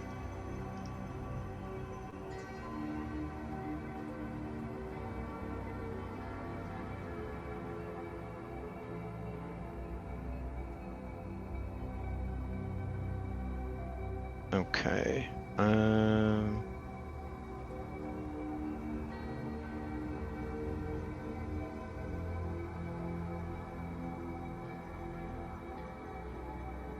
All right. So as you leave the thin air, high wind, constant storm, so now of the previous hex, and you roll up into the hex marked on your map by 2 different sources as being the location of the Dawnbeak Raiders' hideout. You are immediately sort of, I guess, taken aback by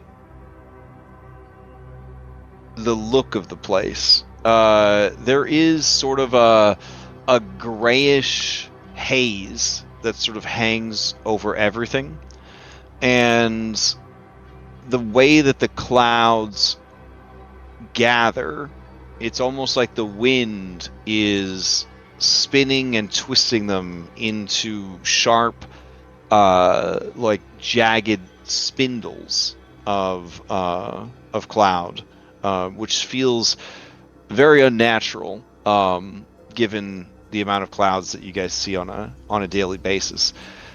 There is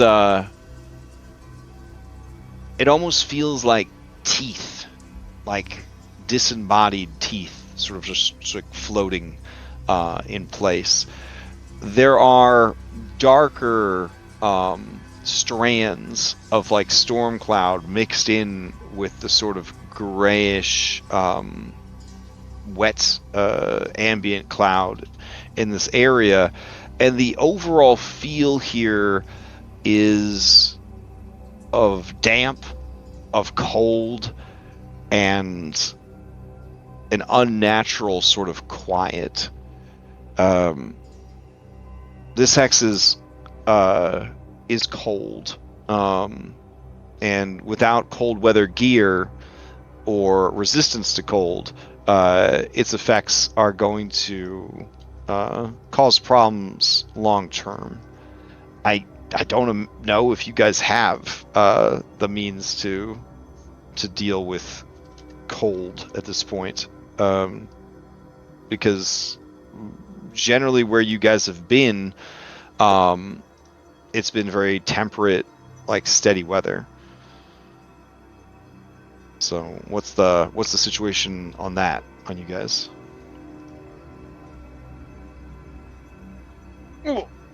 Plant. I got nothing. Okay, so you got nothing. All right. I'll double check and see if I have anything that'll help with that. Okay. Well, I definitely know that we're stealing their shit now. Mm-hmm. Let's see. And you can try recall knowledge checks if you'd like. Anybody can, to learn more about this J15. This is the island where we get the Winter Gear DLC for all our characters.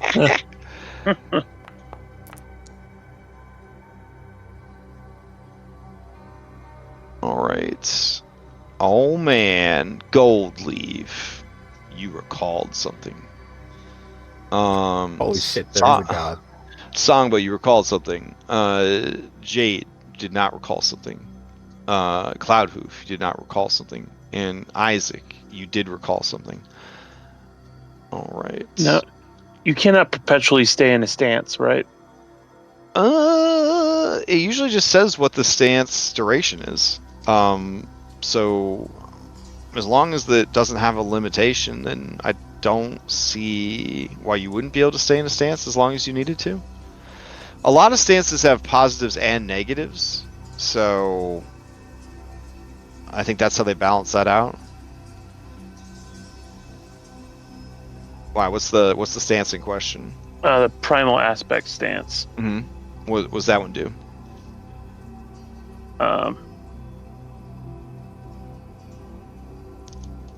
When your adrenaline flows, your body can use techniques to transform your body. And so I was going to try to give myself cold resistance with that, but because I get to choose. Oh yeah, that sounds fine to me. Yeah. When your adrenaline flows, you can use mystical techniques to transform your body in the primal aspect stance. All right, primal aspect stance. If we click on it, it doesn't give me any extra information. Yeah. Yeah, the link's broken. That's weird. Okay. Here we go. Oh, there it is. Okay. You are unarmored and not wielding a weapon. Stance. A stance is a general combat strategy that you enter by using an action with the stance trait and that you remain in for some time. A stance lasts until you get knocked out, until its requirements, if any, are violated, until the encounter ends. Oh. Or until you start an... Okay. After you use an action Because there's no with actual the stance trait, encounter. you can't use another one for one round. You can enter, be in a stance only in one encounter. Oh, okay. Okay. So yeah, essentially they're saying it can't be sustained like all day, like long term. Right. Okay. Then yeah, you would not be able to do it then. Okay. All right. Okay, so what do you guys recall about this place based on the presence of these teeth? Is you feel like you're sailing towards an impossibly vast chasm that has been torn into the sky itself. The deeper in you get, you see that shadows drip like dark ink from a wound, clinging to the spires of cloud and dripping off the spired bottoms and tops of their formations. Here and there, you see lanterns floating, glowing pale and feeble against a darkness that seems to grow the further in you travel. The silence is broken only by a soft wind and disembodied voices whispering softly and darkly to you. Too low to hear, but loud enough that you cannot ignore them.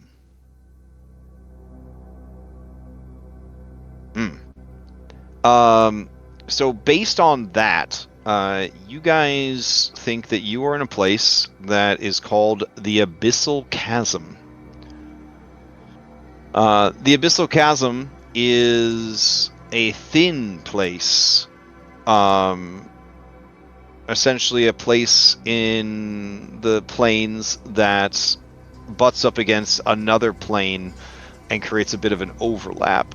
In this case, it would be the plane of shadow. As such, this hex is always under the effects of being nighttime. So it is both a cold hex and a night hex. And then it is also effused with shadow, which could be a problem. Let's see. What else do you know about it? You know what? I'll leave it to you guys to ask. Goldleaf, you may ask one additional question about the Abyssal Chasm.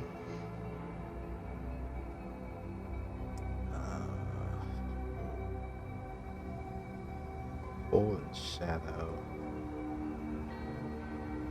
I mean, besides us believing that this is a Dawnbeak Raider camp, what other creatures would be here, possibly? Yeah. Wisps are rumored to dwell here, which is a horrible monster. Just one of the worst monsters in Pathfinder. Shadows, another terrible monster to face in Pathfinder. You imagine that the presence of so much shadow energy, so much void energy, would lead to there being a decent amount of undead here as well.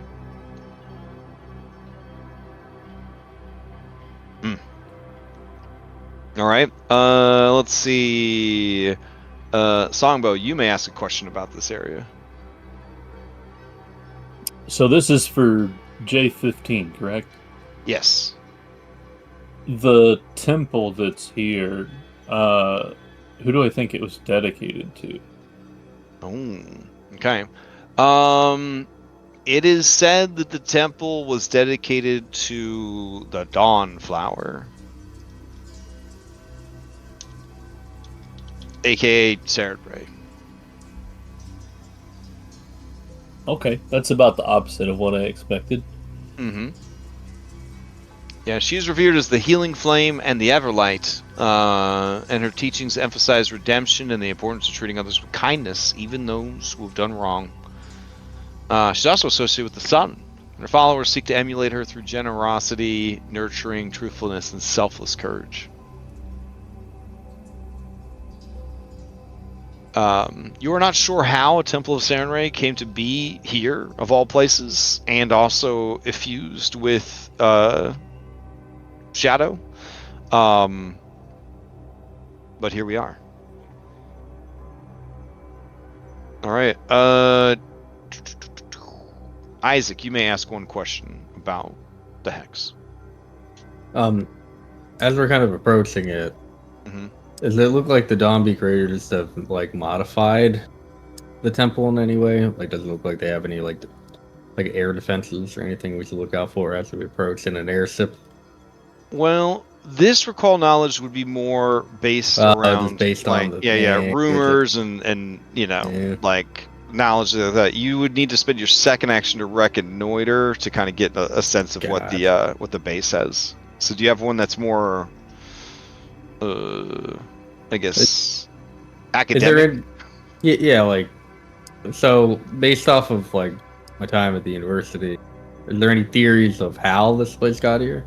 Like, I know that's odd, but are there like so theories hold that something real bad happened to a temple of Sarenrae, and it was pulled into the plane of shadow, and that then something even worse happened to it in the plane of shadow, and eventually, because of this thin place, it kind of drifted here, or maybe they tried to escape from the plane of shadow, and this is as far as they could make it.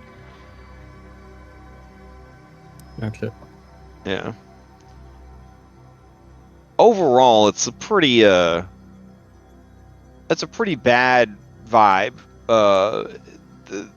Seeing like, or that these rumors are true firsthand, because again, thin places are not unusual at all. They're all over Galarian, and it would make sense that thin places could exist even in the unlimited plane of air, but to sort of like witness the intrusion of something as dangerous and foul as these shadows in a place that is so vast and free and beautiful, it kind of shows that maybe there's nowhere you can go in the multiverse to sort of escape from that corruption.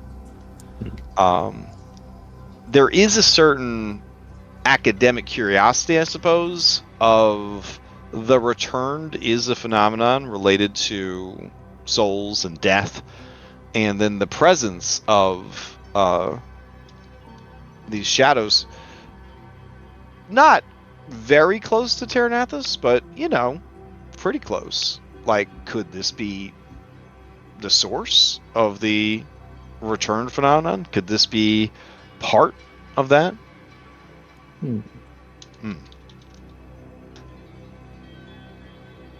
All right. And then what you kind of know of the shadow plane is they also call it the Netherworld in Galarian. It's a dimly lit dimension that is both apart from and sort of a part of all the other planes. It's an overlapping plane, essentially. So, I guess if you've seen Stranger Things, it's like that, right? The upside down. The upside down, yeah.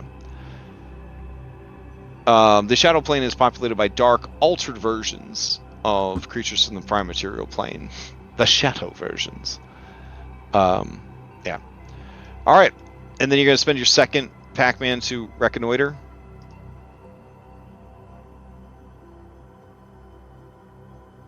Yeah. Okay. Yeah. Alrighty.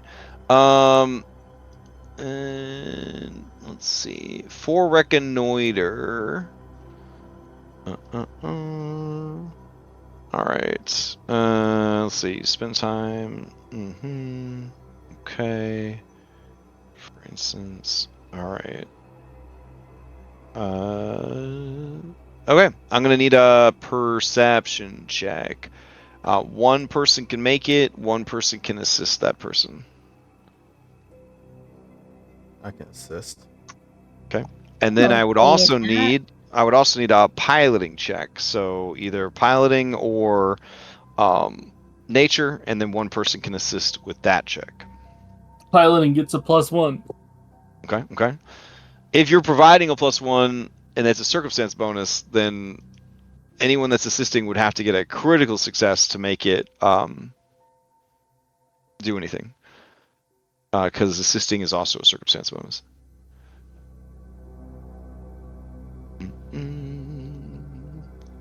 I have a I'll plus roll the 11 to perception. You have +11. Yeah, you go for it. I have a +9. Okay. I'll assist. Wait, who's doing the piloting, man? Or is that a separate person to do that? So whoever's doing the piloting, they're going to do a piloting or a nature, and But then that's if they separate from the perception. the perception is a separate check. Yep. I'm asking for 2 different checks, and then each person rolling the check can be assisted by one person. Okay, but it has to be a separate person who's doing it. Correct. Yeah. Okay. Mhm. Okay, so I better do the nature check. I got a Yeah, plus 9 to nature. You have the +9. If somebody has a +9 to perception, I got a +7. I have a +9 to perception. I have a +7 to nature, so I can assist in either of those checks. Is piloting a lore skill, or is that just one of our core skills that I'm not seeing? Sailing is a plus 5. It's a lore skill. Well, for me, it's a plus 5. It's an intelligence-based skill. Oh, if we're doing sailing, I'm good at sailing. I got a +11 on that shit. I thought sailing and piloting are the same thing, correct? Correct. Yeah. Yeah. I think the piloting skill got taken off your sheets because the Starfinder stuff. Starcraft. Yeah. Starfinder. Didn't. Yeah. Okay. It Yeah, didn't I'll come, do it didn't the come over with us. sailing check then. I've got an Okay. 11 in that. I'll assist whoever rolls perception, but I'm ass at everything else. Okay, well, if you're Okay, doing that, then Cloud I can do Host the should perception. perception then, yeah. Okay. All right, then I'll assist the piloting check. Okay. That doesn't have to be with nature. I can use any skill to assist, right? Correct. You can do anything at all as long as you bullshit it as how you're assisting. So should the people who are assisting go first, so we know if we need to add it as a circumstance bonus? Yeah, that works. I sing you a song, Songlo. Wow. It's grating. Oh dang, you re-rolling to assist? re-rolling, nice. Dang, bro. All right, that's a critical success. So that'd be a +2 circumstance bonus. Don't you dare say my song's great. It started off rough, but after that, it got pretty good. And you get an additional +1 for the piloting bonus. I think they're the same type. Well, of there's circumstance, so you don't Right, take that. right, Right, right. So that's like a. that. I mean, 18. 18 is the DC for the hex. So if Goldleaf had not gotten a critical success, you would not have succeeded. Yeah, I'd have re-rolled it if he hadn't gotten a critical success. Yeah. All right. So now we need the perception check. So we know that you're going to be able to navigate this area, but we need that perception check to see if you see anything good while you're successfully navigating. So Captain J could roll the assist first, and that'll tell me how much I need to add for my perception. Man, I'd love to roll diplomacy to assist for this because it's my best skill, but I don't know how to bullshit diplomacy. You're giving him a pep talk. Pep talk, making him feel good about himself. Oh yeah, I'm doing all the captainy talking. Yeah. Calling him your little poggers king. You know, like whatever it is people say to each other. All right, so that's a +1 circumstance bonus to your perception check. Alright. Okay, yeah. The DC is 18, so it's not a critical success, but it's a success. So, yeah, you find at the center of all of it a chunk of stone that is the old ruins, and I will try my best to describe it to you. There are 2 airships currently moored. Is that the Moored, term? yeah. Yeah. Okay. Yeah, that works. Yeah. So there are 2 airships currently moored at 2 stone bridges that have been sort of repurposed into docks. There is really nothing left of the building that would let you know, like, this was a temple, this was a cathedral kind of thing. The sturdy stone walls remain.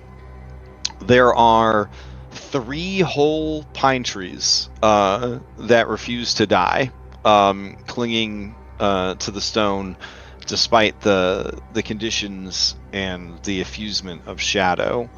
There is a rope bridge that looks like it's constructed of wood and hemp that runs from one of the broken battlement towers, or maybe the former bell tower of the cathedral, over to sort of a tall island of stone that is connected to the rest of the island by a crumbling remnant of earth that sort of is held together more from memory than from physics.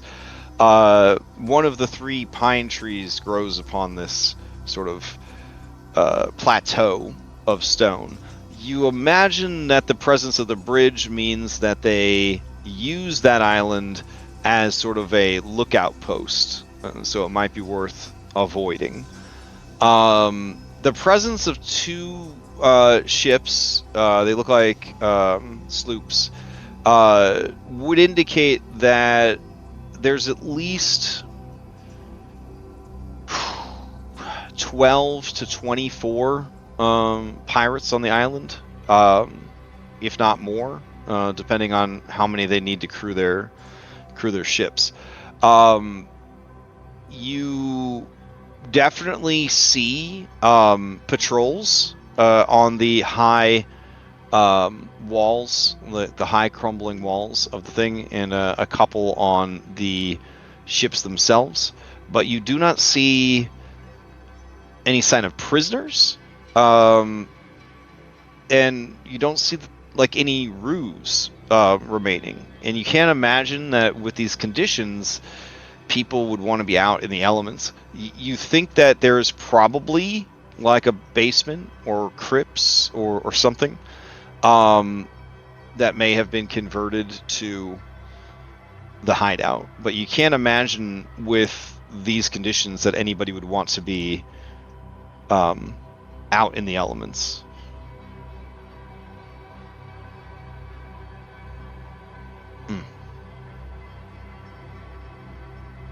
Sorry, I'm having some computer issues here at the moment. I apologize.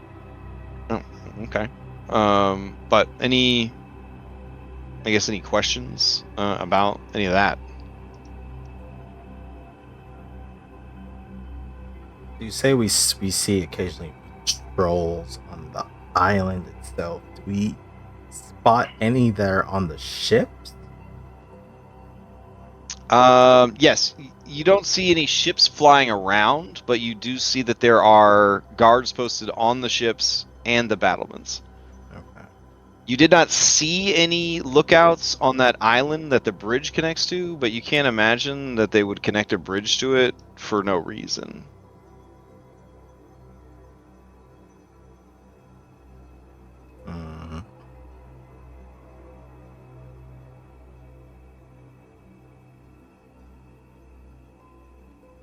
So it's night-ish here.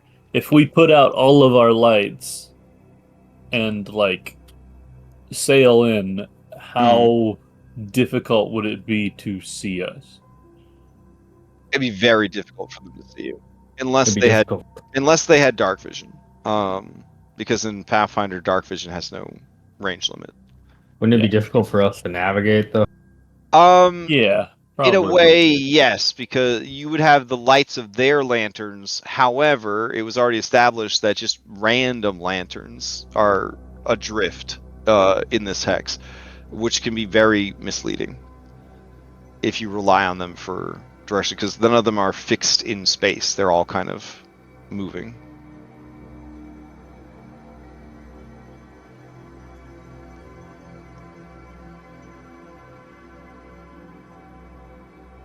Those will be used as a warning system. I mean, judging by where we think like the lookout points are, we should probably try to approach from a different direction than them. and try to be maybe as stealthy as we can about it.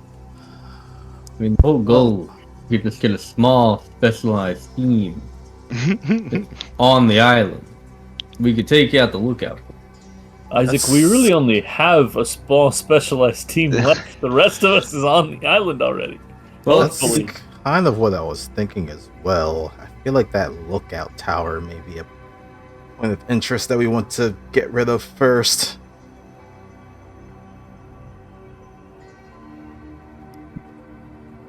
Before making our way into the actual mainland.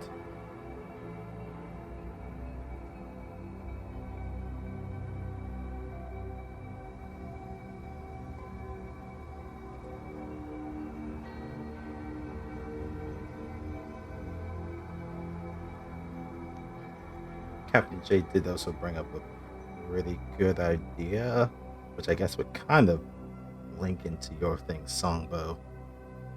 Find some way of sneaking under to be undetected as we get to the island.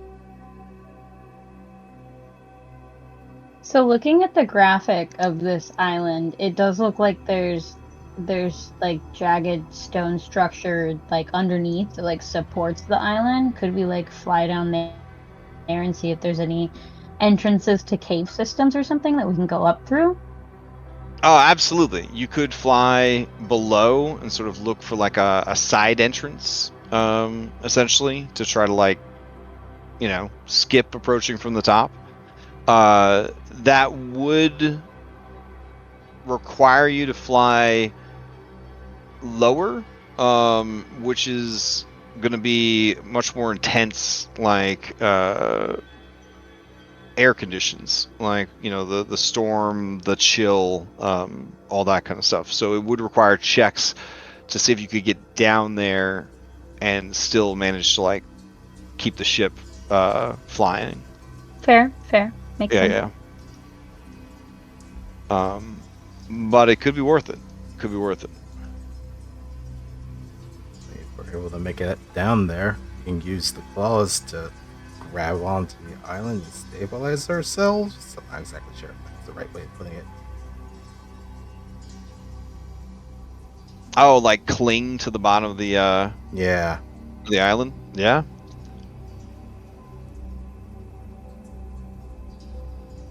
As essentially us anchoring ourselves. I mean, we have the claw. Yeah, so. Just have to make it down there, which is the thing.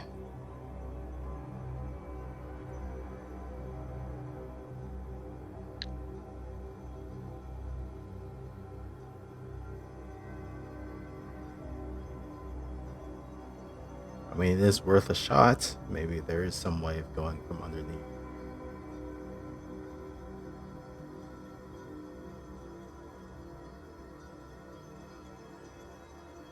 All right. Is that going to be the play? Yeah, I suppose. Let's do it. I sense some hesitancy. Is there a different way that we would like to go about this?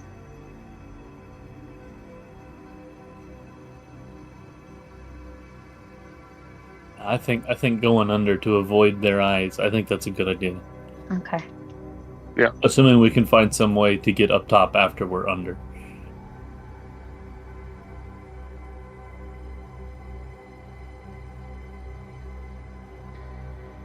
Ooh, we would also have to signal our ship if we are coming a different direction.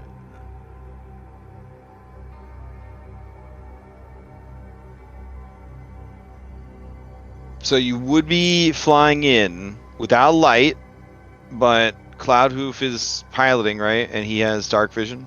Yep. Okay. So that's good.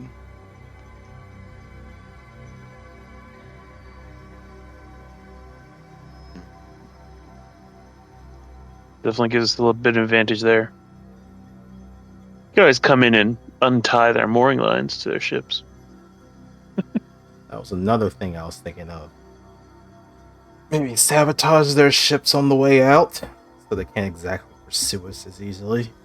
Or steal them.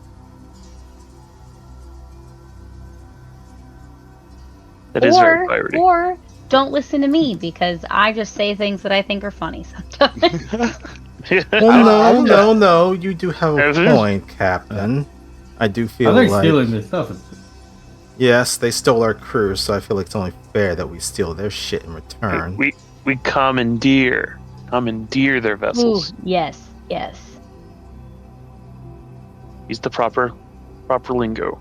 Cloudhoof is a master wordsmith. The forest at his side. How'd you know the name of my lizardman character? Mhm.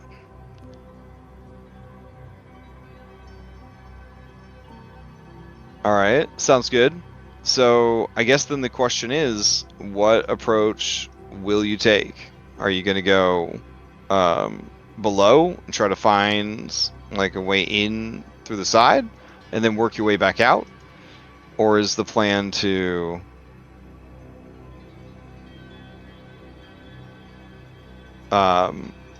go from the top and sabotage / fight your way down / sneak your way down? I'll Yeah, go like- for sneaky blow. Yeah, I feel like I always below. love a good sneak. If we had more numbers, I'd maybe like want to try frontal assault, but we're kind of skeleton crew here. Get it? Because we actually have a skeleton on our crew. Oh yeah, I guess you do, huh? I was gonna say he's been oddly quiet. I mean, He didn't take Yeah, that in the sense though. there's 6 people, 6 players, and you're exploring. He's Yeah. there. He's living his life. So He's acclimating to his new crewmates. yeah, trying not to get in too much trouble, I guess. Mhm. Yeah. Best not to stand out as a skeleton. Truth. Ooh, I guess that also brings up B team. Ooh, activating for the day. Yeah, you do want to leave some people on the, maybe on the ship, or do you just want to have the ship kind of clinging and, well, obviously you'll leave some people because you can only bring 5 people max. So If we don't bring a B team and we rescue the people that are captive, can we immediately slot them into the B team? oh, I see what you mean. So like keep them safe. Yeah. I'm into that. That's fine. In that case, I think it's worth leaving everyone on the ship except for us. Feel like maybe taking Silver Eye with us at the very least. I can see that argument. How many B team members do we And get? you can also choose to activate a B team member, but if you do, they can be killed. Yeah. Yeah. But one B team member can be activated, and then they are controlled as a minion essentially. I mean, As much as I would love to go around throwing gravel at people, using him as like just chuck him at the enemy. I don't think he'd live very long if I did that. We're doing an infiltration mission. I feel Silver Eye. This is up her alley. It's true. Agreed.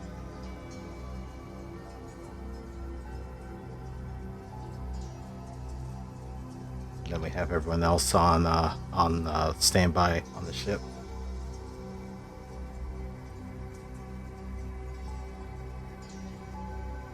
All right, that works for On me. the other hand, Shadow Place, there might be undead. Does Skelebrosif speak? Does he feel a Necro, kinship to this or whatever? place? I mean, he does. The- He does speak Necrol. He does speak Necrol.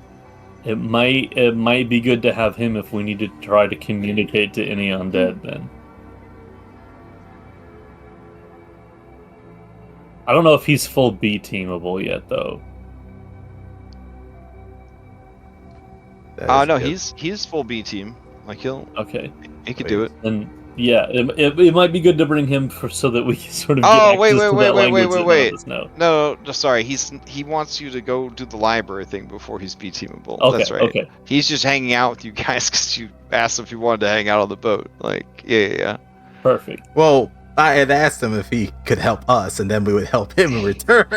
Oh, right. And then you rolled pretty high, and he agreed to it. Okay, Yeah. all right. I stand corrected. He would gladly He's join temporary your B BT. Yeah, Crash out here just changing the narrative. I Like, mean, who knows that, right?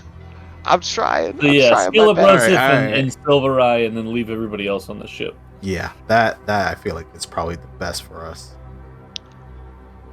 And that'll let us slot like 4 people as soon as we rescue them. Yep. And Which, keep them as safe. far as we know, it's Seraphine, Oscar, Bubbles, Garrick, Dust, Clive, Cassie. Meta, we just slot the 4 weakest. Like, Yeah. Super Clive. Sorry. So that's what, 7 that we're taking that we know of? I think 7. That's right. Seraphine, Oscar, Bubbles, Garrick, Dust, Clive, Cassie. Yeah, I think that's about right. So then, if we find those people, then 4 of them get put into B team, safety. yeah, I think we'd probably leave Oscar out because he was kicking ass when we got in that last fight. Oscar's pretty strong. Seraphine has some magic. Bubbles is a goddamn gorilla. Yeah. He can look. I've seen the argument. I know he can take out 100 men. Oh, jeez. He just needs the motivation to do it. You have to remember, he's a Yeah. nerd gorilla. Oh, Like- hashtag not all men. Hashtag not all men. But he got a taste for blood with those fucking ravens, so Yeah. not exactly a he's, nerd anymore. He's an arc survivor gorilla. He's an arc so survivor? You can't, no fighting arts. Oh no. But No. okay, I'm so Silver glad Eye that and you're- oh, sorry, Oh, you're fine. You're fine. Silver Eye, Skelebrosif coming with us on the onto land.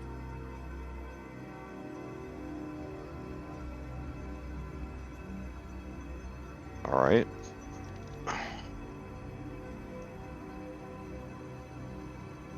Okay. So that means if you guys are sailing in, I'm gonna need a perception and then navigation. So basically piloting, aka sailing lore, and then also that perception check. Perception check and the navigation do not have to be made by the same person. So one person's And are basically these assistable? yeah. If the person doing the perception check does not have dark vision, that's going to be penalized. Do you have dark vision, Cloud Hub? Yes, I do. Okay. So yeah, Cloud, I'll do you the- may want I'll to do the swap same. off, and you might want to do the lookout, and then just gonna direct. Yeah. I think Yeah, I'll just guide. Yeah. So you do the perception. I'll do the just piloting, sailing. so the Is same this roles as able before. to be? Is this able to be assisted? Yes. Yep. They're saying similar roles as reconnoitering. You're just trying to get in close, but now it's more difficult because you're trying to go in blind essentially. And this is against the DC of 18. Oh, hell yeah, That's Cody. assisting. All right. Oh wow. Okay. 1. All right. So both of those are success. As you go to the as far away as you can and still kind of see them on the horizon, Captain Jade gives the command, and you guys begin to dive down. The deeper you go, the colder it gets, the damper it gets, and that dampness seems to cling to your bodies, to your skin, to your fur, seeking out the marrow of your bones, where it leaves just the coldest winter chill that lingers. The darkness becomes deep, almost like being underwater. Oh, okay. So, I just have a +1 to it. all right, +1 from the perception aid from Jade. Okay, so that puts you at 17. We need 18 total, but you do have that floating bonus from Sky Shanty. yeah. So if you did want to use it for that, you could do that. Yeah, I'll do that so I can Okay. just make it count. Okay. All right. As you guys get closer, Cloud, if you do notice, there is a small opening in the stone, and there is wisps of smoke coming out, and the faintest flicker of firelight. I'm motioning for us to halt and point it up. So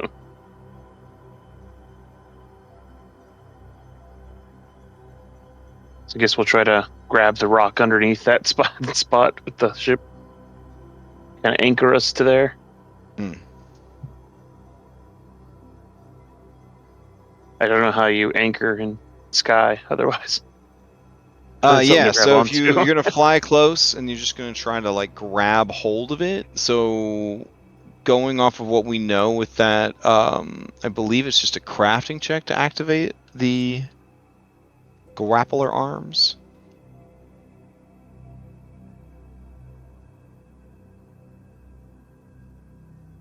Do you want me to roll it? Wait. Yeah. Very good, craft.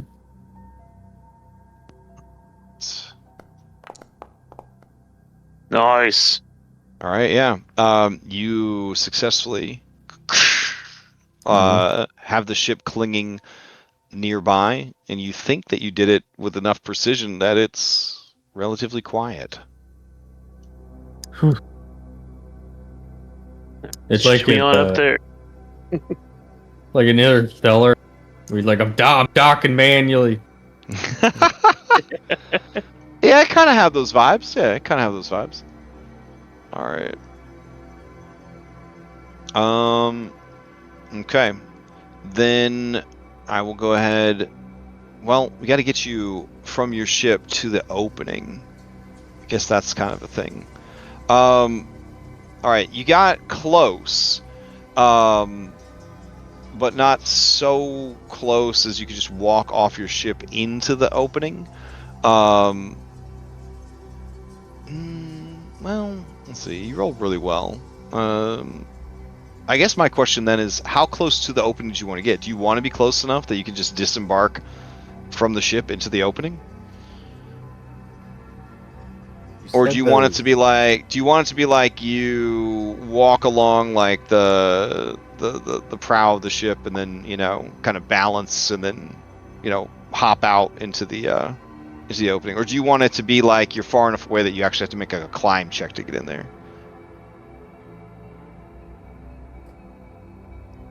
I mean, being extra close would be nice. Okay, all right. You said there was the light of a fire that was at the opening? Yes. With I mean, our extra close, but perception, do we see people there? Well, I mean, it's an opening, like a cave opening. So you see the flickering of firelight deeper in, and you see wisps of smoke coming out. Yeah. So it's either a chimney or like an air vent or something.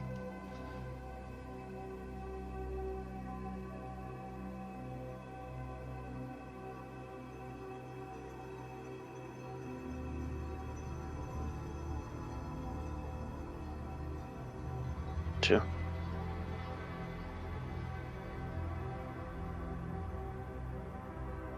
So we're going to like Santa Claus. Yeah. We got this. We can do it. like I know we want to be be really close, but is it like at the detriment to our ship or like us being found out? Well, I mean, that's what I'm asking. Like, if depending on where you go, if you're near the opening, there is going to be that flickering of light. It could give away the location of the ship. If you wanted to keep the ship more concealed, it would be harder for you guys to access the hole.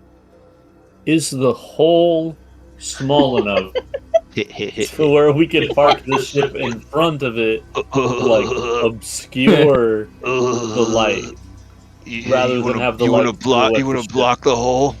I want to plug up that hole with I thought we wanted big wood. Access the hole, but now the hole's too small. All right, well, it looks like we got to get the markers out. All right, here we go. So everything starts with a pizza, as always. Here's your inverted mountain. Oh, yeah. All right. There is... I feel like I've seen this exact start of a drawing before. Right? There is another chunk of stone off to the side here. And then that's this one's actually like higher up than the main one. There we go. And there's a little tree on top of it. I probably should have made it a Christmas tree because it's like a... All right, there we go. Then there's the ruins of the cathedral, right, up there. And then there's a stone dock and a stone dock coming off of it. And then from this tower right here, there's a little bridge that goes over to that island. You guys are down below where you have located the exhaust port of the Death Star. Actually, I think it would be a little bit higher up. Somewhat dangerously high up. Yeah. Hear me out. What if we shoot something into the exhaust port? What, so it set off like a chain reaction? So here's the problem. The hole's not very far down from the top. So if you park your ship, if you cockroach grapple the stone too high up, you will be visible. Like to patrols that bother to look down. Do you know what I'm saying? If you parked your ship like further down in the inky darkness, with all the lights on the ship turned out, and then you dangerously approached by climbing or some other means the hole, that would keep your ship from being detected. So the closer you park to the hole, the easier it will be to access, but also the easier it will be for the ship to be discovered. And I will be rolling checks to discover the ship. If How you want, loud is our grappling arm? The grappling arm is metal crunching stone, so it is going to be pretty loud. Like real quiet. Okay. So basically, all I'm saying is the easier you make it on yourselves to get in, the easier it's going to be for the bad guys to detect your ship. At some point, they might not detect it right away, but they will eventually detect it. So the crafting... if you park like Jade's original plan, if you go like under, you know what I'm saying? Like if you park that ship down low, and then you make your way up to the hole, it's unlikely that you'll be discovered. But you could fall off and die. So, or you won't die if you tether yourself with rope or whatever. It'll just be a real pain in the ass to get in. It also means that if that's how you decide to exit, is through that same hole, you know, you're going to want to be able to get to the ship. But you guys are very good at drifting without taking any damage. So you could just leap from the hole onto the ship. I feel like sort of splitting the difference between being all the way under and being at the hole. So like going beneath the hole to where if we need to like run out and then feather fall our way down onto the ship, that's an option. I think maybe that is a good compromise between being very hidden and being accessible. Okay. Everybody agree with that? Yeah, I Sounds agree. good to me. Okay. I would, if we're doing the falling plan, who does not have a way of mitigating fall? I do not. Okay. I totally don't. All right. We have 2 I snap have my leaves kite, in the though, and inventory. it's worked You pretty guys are well getting so snap far. leaves. Each of you is getting a snap leaf. I think last time we just had him pile on top of me and let my Yeah. cloud fall. Yeah. Yeah, but all good plans. Yeah. But it's good to have a backup. Yeah. Hold me, Cloudly. Or Cloudly. Cloud Hold leaf. me. You keep saying this cloud leaf person. Who is they? That's when we team up. That's our special ability team up. The fusion dance. Does this work? Oh, it does work. That's when Okay. if he's got the not. Leshy bullet seed ability, he sits on my back like a turret and just starts popping people. That's a Master Blaster situation. So yeah, we have 2 snap leaves in our party stash. Isaac and Jay, you guys should probably grab one. We also have that miniature ladder that can grow out to 20 feet long. I'm not sure if we could use that to kind of get to the hole a little bit easier from the ship. And I just park 20 feet below and just ladder up. Yeah. We also have some other consumables in the party stash. Probably want to start grabbing that stuff and distributing it before we go on land. Don't you know you want to hold on to it all right before the boss fight? Yeah, nah.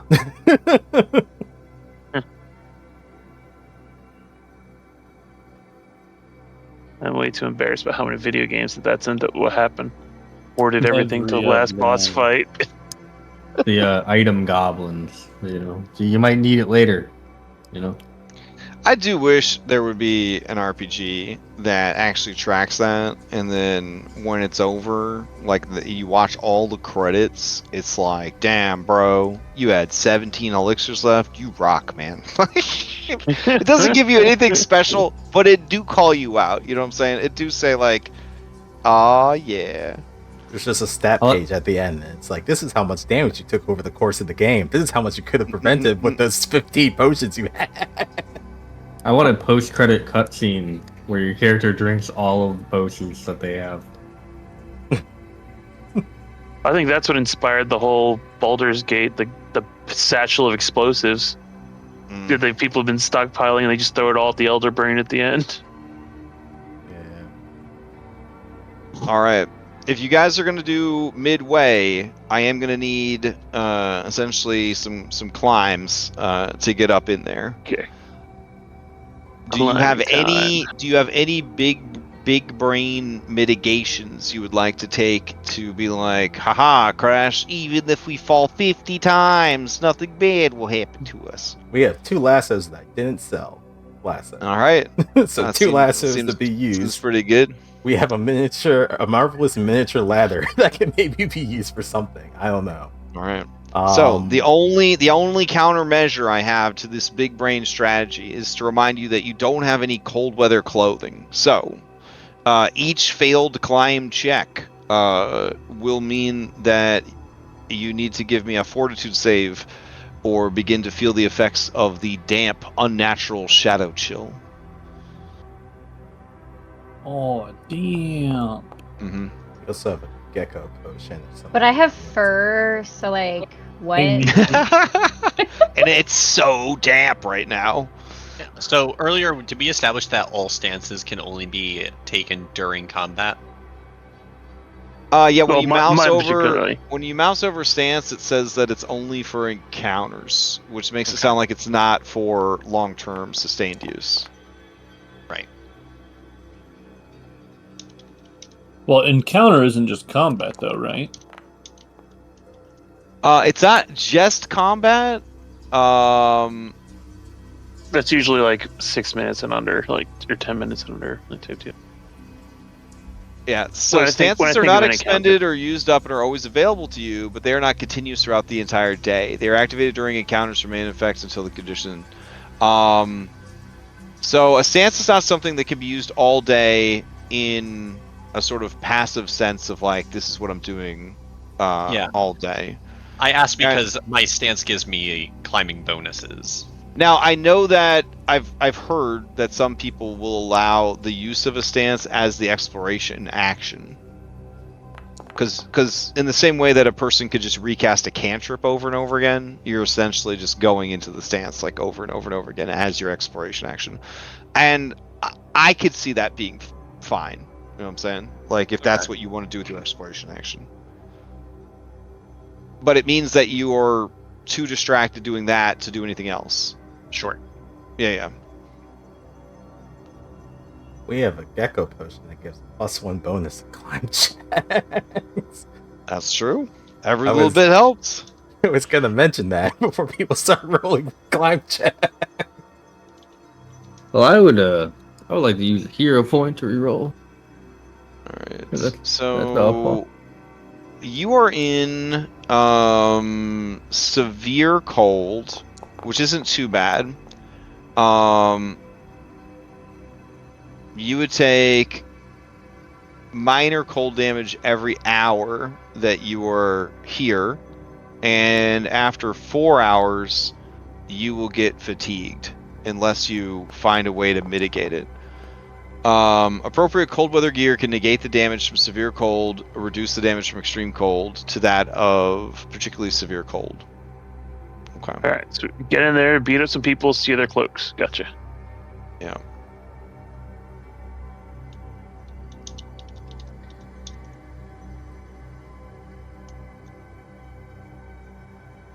All right.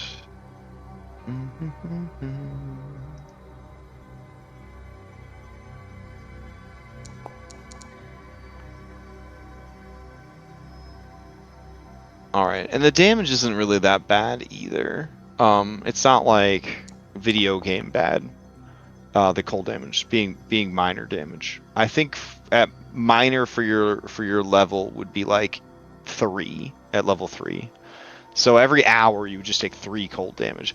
It means that you will eventually die of cold, but it's not like, you know, Sonic looking for an air bubble, like urgency. You know what I mean? Like you'll probably be okay. More pressing is 4 hours of exposure leading to fatigue, because fatigue means you won't be able to do explore actions, which is kind of a big deal. Yeah. Yeah. All right. So let's see these climb checks. Oh, that's a success. 21's a success. Isaac, 16 is not going to be a success. Jade, a 14 is not going to be a success. Loris, automatically pass. Songo, Automatic critical success. Automatic critical success. Damn. Okay, so half of you make it, and then some. Cloudhoof with a 17. You are close, but you realize that overall this is going to be a DC 18 climb to get up there. So some of you are able to make it. Loritz, we could say that you are right at the entrance, which may be what you discover with the perception check, the blind perception check you're about to make, will color your guys' next move. So go ahead and give me that blind perception check. I guess I should say hidden perception check, because blind perception check, I don't know. Alright, Loritz, from your vantage point, you can hear the crackling of a fire. You can see the light of it. You can see the smoke from it, and you can hear people speaking in Sussuran. The I speak that. yeah.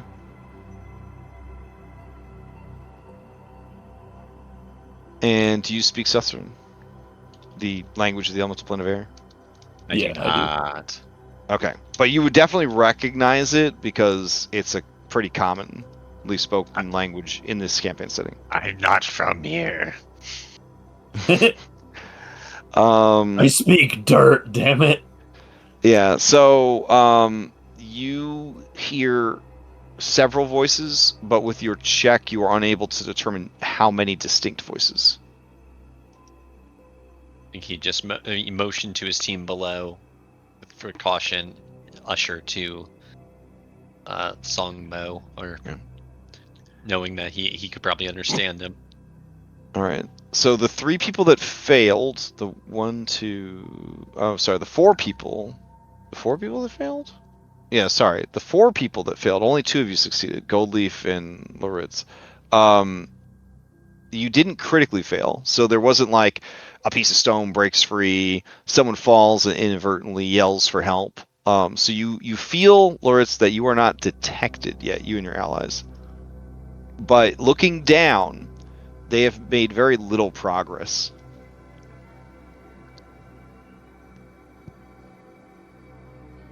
Is there something I could tie? But you do realize now that parking the ship right by the hole would definitely have alerted these people. Yeah. Is there anything that can be done to aid my allies, like lowering a rope for them, securing it to something? Yeah, absolutely. I have combat climber, so I can do this one-handed. Oh, that's hell yeah, that's cool. What is your strength? Like, what is your bulk that you can carry? I'm a pretty strong guy. I got +3. I don't know what that means. Okay. Hold on. I don't think that you will be able to provide a suitable anchor for Cloud Hoof, but you can certainly do it for everyone else. Fair. Okay. So what we will do is you can do an aid for each of your people that's going to try to climb. That'll provide a circumstance bonus, and since you are giving them a rope that you are anchoring, that will also provide them with a +1 item bonus, which will stack with the circumstance bonus from your aid.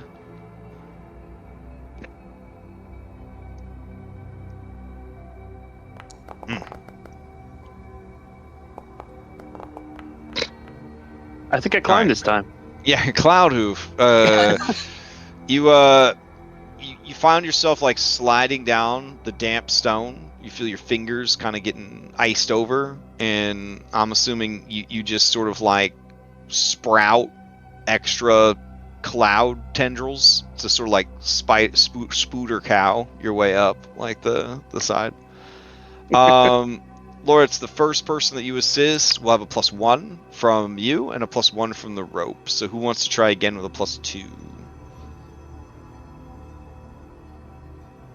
Or was that check right there to assist Cloudhoof with the rope? No, I figured Cloudhoof can handle it. Oh, okay. Yeah, that's right. You couldn't support Cloudhoof because he was too heavy. Okay. Yeah. That's why I figured I'd roll, because he can't support me anyway. Which of you smalls / academic nerd, who's basically small because he's so scrawny, are going to be climbing this rope? Well, Jade's got like a +1, so I feel like she should maybe take advantage of the. All right. Well, he can provide this bonus. Yeah. He can provide this bonus over and over again. So. All right, Jade. Let's see that roll. You're trying to get to an 18, though. Damn. You should ask Cloudhoof to carry you. All right. Big Daddy Cloudhoof, you want to come get me? No. Cloudhoof, are you willing to climb all the way down and then climb all the way back up for your captain? Yeah, I'll do that. No. Oh, wow. Hell yeah. All right. Let's see that check. Climb back down.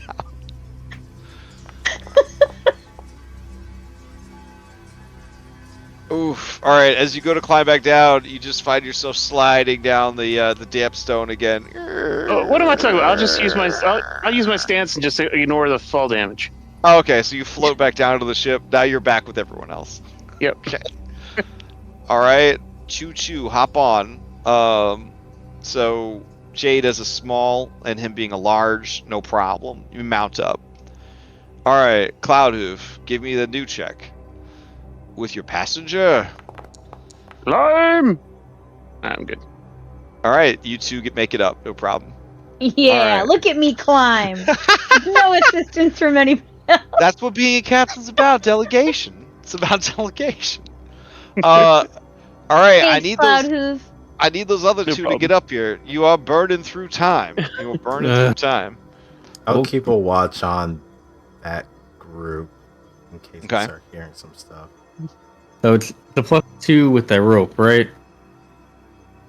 Yes. Well, it's a +1 with the rope, and Mhm. and +1 or 2 depending on what Loritz rolls for his assist. So let's see what he Okay. rolls for his assist on you. We're still waiting on the first roll, so still +2. Oh, okay, yeah. So you got a +2 for this. Hey, go for it, dude. Yeah. I forgot that Jay didn't actually roll. She captained her way up. Ooh, okay. So thanks to the +2, it is not a critical failure. But you don't make it up. And the timer for this this challenge progresses some more. So you have to grab the rope. Look, yes, I understand. I have to grab the rope. Down. Up near the top, you hear you're up there now Like, too, actually, right? yeah, and I understand yeah. that As- language. as- Okay. All right. You hear someone say, "Did you hear that?" And then another voice says, "Yes, I hear it all the time. The whispers, they never stop." And then the one says, "No, this was different. There was life in this voice." And then a third voice says, "Don't worry about it. It's fine. Or do you want me to send Shadeling to check?" And you hear a weird sort of like velociraptor sound that you assume is Shadeling. We all hear that? No. All right, so it doesn't sound like they're moving. Sounds like when Shadeling was brought to the thing, the original voice got quiet. All right, But we hear the velociraptor thing, right? Oh yeah, you definitely heard the little velociraptor sound. Okay, yeah, I'm I have a hand on the weapon. Okay. Oh, aren't you still climbing though, bro? Aren't you No, I climbing into the succeeded. side? So you're climbing in the hole? I thought you were hanging out near the hole with Loritz. I didn't know you. Oh yeah, hole. I was hanging out with Loritz because we both succeeded on the first Yeah. I'm one. saying like he stopped before the hole. Like he didn't go in. Ah. Okay. Yeah. That's what I mean. Like the longer it takes, like the worse it's getting, even for you who have succeeded, because you're just clinging to this icy, shadow-infused stone. Infinity feet in the air. Yeah, so it's like it is straining everybody. The longer it takes to get everybody inside, like unless you split the party, the people that are waiting for the people that can't make the climb are going to be getting those same penalties. Okay. Well, I feel it's probably Yeah. worse if it's split. So, all right. Probably. All right. All right. We need to get people in there. Songbow, you want to try? Loritz, you want to throw him an assist? Oh, man. No problem. Songbow He's good. scampers up the rope like a squirrel trying to steal birdseed. All right. So Isaac, it's just you. But Isaac, you are holding the end of the rope. Mm-hmm. Okay. You have a +2 to this check. Okay. I can do this. Okay. I can do this. I can't do this. Okay. It didn't Yeah. add the +2, even though I told it to. Well, I mean, at a 12, you still. I mean, it didn't matter. But... Yeah, 6 off the mark. I mean, at that all point, right. if he's just holding it, can people just pull the rope up? Oh, Yeah. I'm scared. Yeah, but with his weak strength, he might want to tie it around himself. Tie it around you. I'm just All gonna. right. At this point, can- everyone is going to take 3 cold damage because you've been out in the elements dealing with this stuff. So when do we declare exploration actions? Right now, your exploration action is trying to climb this rock. So you definitely you can't do that yet. I have a question. What's up? So, whenever we did the ship activities, and the first activity that I took was the first one, I can't remember. +1 initiative. But anyway, everybody was supposed to get +3 temp HP because that's our level. So instead of taking cold damage, would everybody just get rid of their 3 would've temp been- HP? That was the first night, and it lasts through the day. But yours, Okay. the current check was just a +1 initiative. Yeah, I got your bonuses all Cool, written down cool. in front of me. no worries. All right, so everybody mark down 3 cold damage. If you can mitigate cold damage, then that's great. Otherwise, it's going to slowly be wearing you down. Isaac, if you're going to tie the rope off, that is a thievery or rope lore. I'm waggling my eyebrows when I say that, just so you guys know. A lot of good uses for the rope lore skill. I don't see thievery in the base. Like getting to make a new character, am I right? No, that's it. Okay. I don't see hang on. You don't see thievery? Yeah. In your skills? Oh no, it's at the bottom. Oh well, I'm slightly better at that than climbing. Oh, actually, this needs to be hidden because you don't know how good you tied it. You'll have to have faith in your rope tying ability. All right. All right. Tied it too much, so I don't get any bonuses for the circumstance bonus. No, unless you have something that you're really good at tying. Yeah, okay. All right, you did it hidden. Mm-hmm. Okay. Oof. All right. You may start pulling him up now. Go ahead and give me that athletics check, Loritz. It could be assisted. If someone can spare a free hand, keep in mind that you in Pathfinder need 2 hands to climb and cling to things unless you have feet support. Otherwise, it's just a Loritz athletics to pull up this boy. This man, excuse me. One-handed, try and pulling up him like that dude in RRR. Oh, like, hell yeah. So you're doing that thing where you pull, and then you twist the rope, yep. You pull, you twist the rope. All right. On that, like, let's see, it's quite a distance that you parked. So 3d10. Here we go.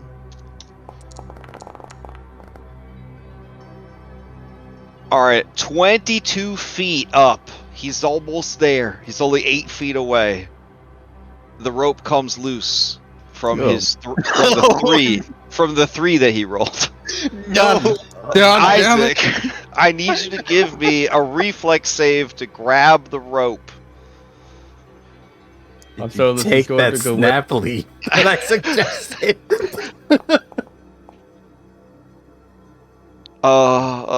Okay. So a 14 is not gonna grab the rope as it slips through your fingies, and you fall. And I was told you parked the boat so that you could land on the boat when you jumped out the hole. Is that correct? So you would fall 22 feet and slam into the deck of the ship. All right. Catch me. You have to make the roll a new character joke. So you take 11 points of damage from the 22 fall. You're prone. It is going to make a noise. I am going to I'm going to check here. So what we'll do about the noise of you slamming into the ship below is we will do on Isaac a will or a fortitude save to see if you could stifle your cry of pain. Okay, because again, there's storms, there's like booming sounds and stuff that you hitting the ship, you know, it might alert them, it might not, but you letting out sort of a or a Wilhelm scream as you fall, right? So this is sort of representing if your character was able to keep it buttoned in. So you choose will or fort. Nice. You keep it all buttoned up. You put all the pain into your cave, in your mind palace. Put it in a box. Put it on that shelf. Well, all right. Miranda runs up to you and says, "Isaac, are you dead?" I was dead. All right. You guys are all the other 5 of you plus 2 NPCs are just clinging to this rock face, just covered in frost and damp. The whispers of the damned, just in your ears, trying not to get spotted by the people that are right above you. All right, what's the play, Isaac? Isaac's laying on the boat. He reaches into his bag. He's gonna drink his addiction suppressant. I thought as an alchemist you're gonna pull out a fucking solution to your problem, but that's fine. Okay. That is a So you- solution to a problem. Okay, so Skelebros whispers to you guys. He says, I say we just leave him. Let's just go without him. I'm getting cold. No. Lawrence could drop down Cold and as well. He's No. a liar. He's a liar. Skeletons have cold resistance 5. I'm not a liar. I'm a fucking plant. Oh yeah, no, you're all like wilted up. Just like all your petals are like curved in to like hide themselves. It's just terrible. This isn't how I normally am. It's just cold outside. I'm going to let do out a deep sigh, and I'm just gonna Drift down do again. cloud stance, shift down, Okay. pick him up. Whee! All right, he floats down. All right. So this is not a small. You are a large though. So as Yeah. a medium, he can mount you. You know, consensually. So Isaac, do you mount Cloudhoof? I guess. All right. So you dig in deep, Cloudhoof. You're gonna have to climb up again. This time with Isaac. Let's go. I have something for you. All right. I am the elevator. God damn. I'm very happy that you got a critical success because I was going to make your success 1 lower because you were having to buy into this this man on your back who I don't think has any proficiencies at all to cling to your back and be carried up. You guys make it, all of you. Okay. It wasn't so hard. Silver Eye mows. She mows thank you to you, Cloudhoof, as you bring him up. Alright, I will take you over to the map.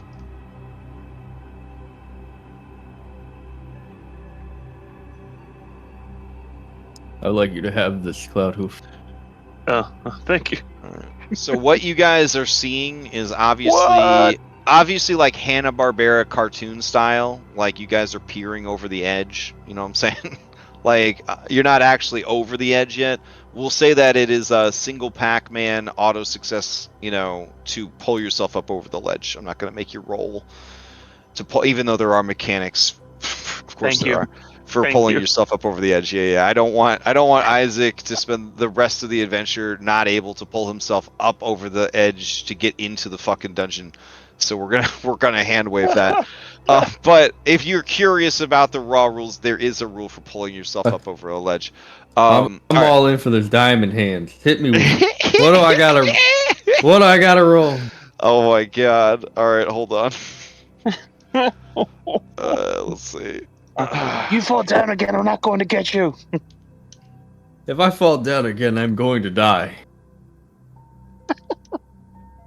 Let's see. Pull up over the edge. Cloudhoof a chocolate chip All cookie right. that she had as thanks. Oh. A character is For hanging helping from an everybody edge. up. They can attempt to pull themselves up. This action is often facilitated with feats like blah blah blah. Without a feat, you have to wait your turn. It's essentially just a climb check. Oh no. Yeah. I take it back. I don't want to do. That's why I said it would be hand waves. All right. So as you guys take turns peering over the edge, because cartoon logic, you see 3 Dombeek Raiders. I can't show you their character art, but they are wearing warm weather clothing, but they are all wearing variations of beaked animal or monster masks. And then you do see an adorable cat-sized dragon that seems to be made out of shifting shadows. And the art on this is so cool that I'm going to do the 5 clicks to show it to you. Look at that shit. Look at that shit. That's fucking awesome. I'm gonna steal it. Right? You see that they have set up their campsite in what looks like a crypt. It's got big Skyrim bandit camp energy. You know what I'm saying? Those fucking Skyrim bandits, man, they'll set up a camp anywhere. They'll set up a. Is this a Daedric summoning circle? I'm gonna put a campfire right in the middle of it. You do see a 5-foot wide narrow passageway that leads further in. You do see at the edge of their campsite another 5-foot wide passageway. It looks like the worked stone has been sort of destroyed in the planar transposition, or whatever other maladies afflicted this poor place. But you also see a second campfire light coming from over here, and you do hear the murmur of other voices, indicating that there are 2 camps. Murmur. Mm-hmm. Listen, if you guys know me, you know I'm all about doing dungeon backwards, sneaking in the side door, finding the Skyrim exit. Like, I'm all about it. But that doesn't mean it's always the easiest path. Yeah, no. Yeah. Jade asked if there was a side entrance. Look at your fucking map. There's a side entrance. Okay? Like, it's there. It was a good question to ask. But now that you got the side entrance, what you gonna do about it? Let's kick some ass. It would go underneath the fucking endgame castle.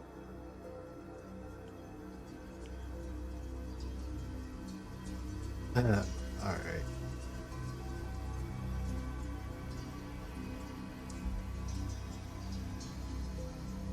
So what's the play? Do we just quickly neutralize them? I have a glue bomb. Oh, I have something. So everything about the return, right? That's me. What if I wander in and pretend to be hurt and scared and say that I fell from a ship and the wind currents drop me off on the ledge and I don't know where I am, and I distract them all, and then everybody else kicks their ass. And then I would help too, of course, but... Good plan. Drop their guard. And if it doesn't work, we kick their asses anyways. One thing to consider, though, is if we make a lot of noise here, would that just draw more people to this location? Would this just be a constant barrage of enemies? Like good constant barrage of enemies, but we gotta move quickly. I think I just heard murmuring.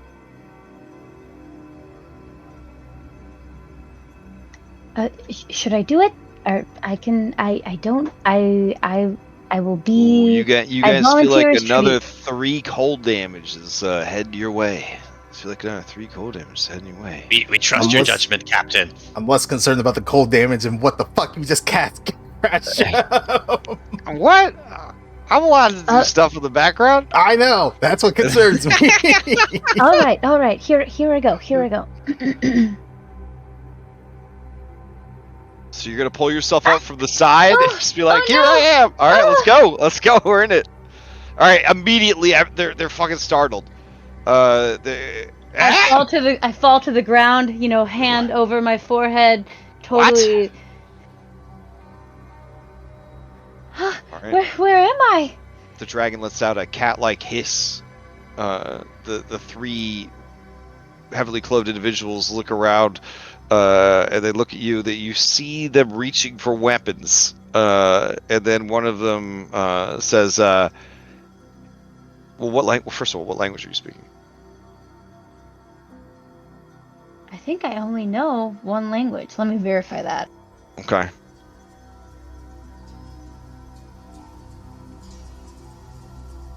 I do. I only know Common. Okay. So this one right here, he says, hold. She is speaking the foreign tongue of the new city. And then this one over here says, something in Cicerone. And then he says, and then this guy looks at you and says, "How did you get here? You came in." Songbook. I- And What are they saying? he steps forward, I and was- they definitely seem confused. He's like, "Through here?" And he starts I was walking. kidnapped, and then I was thrown overboard of the ship that I was on, and I fell through the clouds, and the wind smashed me up against here, and then I was on a ledge, and I ran in here because I saw a light. Please help me.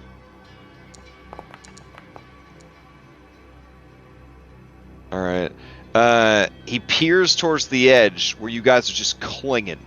The whispering winds of the Shadow Realm, the icy cold of the stone in the air, and then he turns to you and says,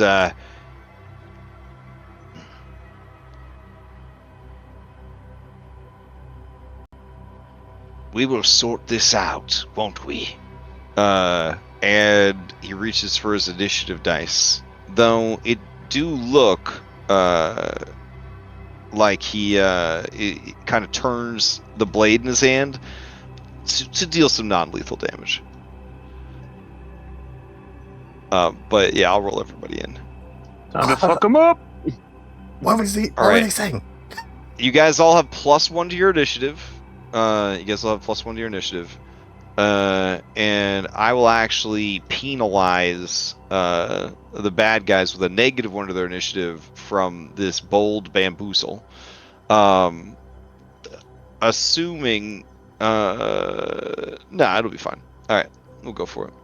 All right, so let me roll all my jabronis in. Skelebros, if you don't have to be an initiative, sweet boy. There you go.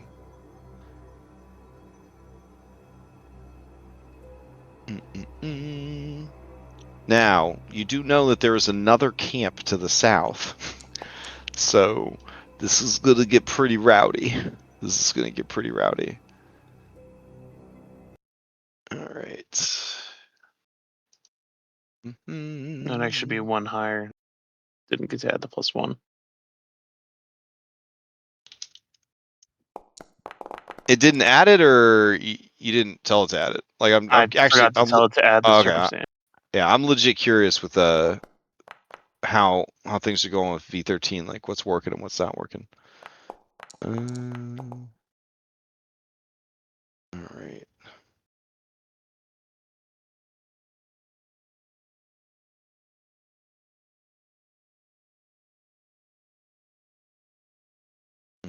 Okay.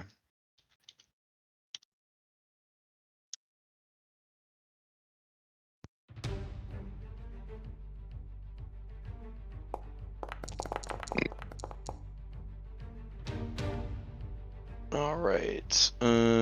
So he actually got a 21. Cloudhoof got a 24. This one got a 13, and this guy got a 7. Dang. All right. Begin the encounter.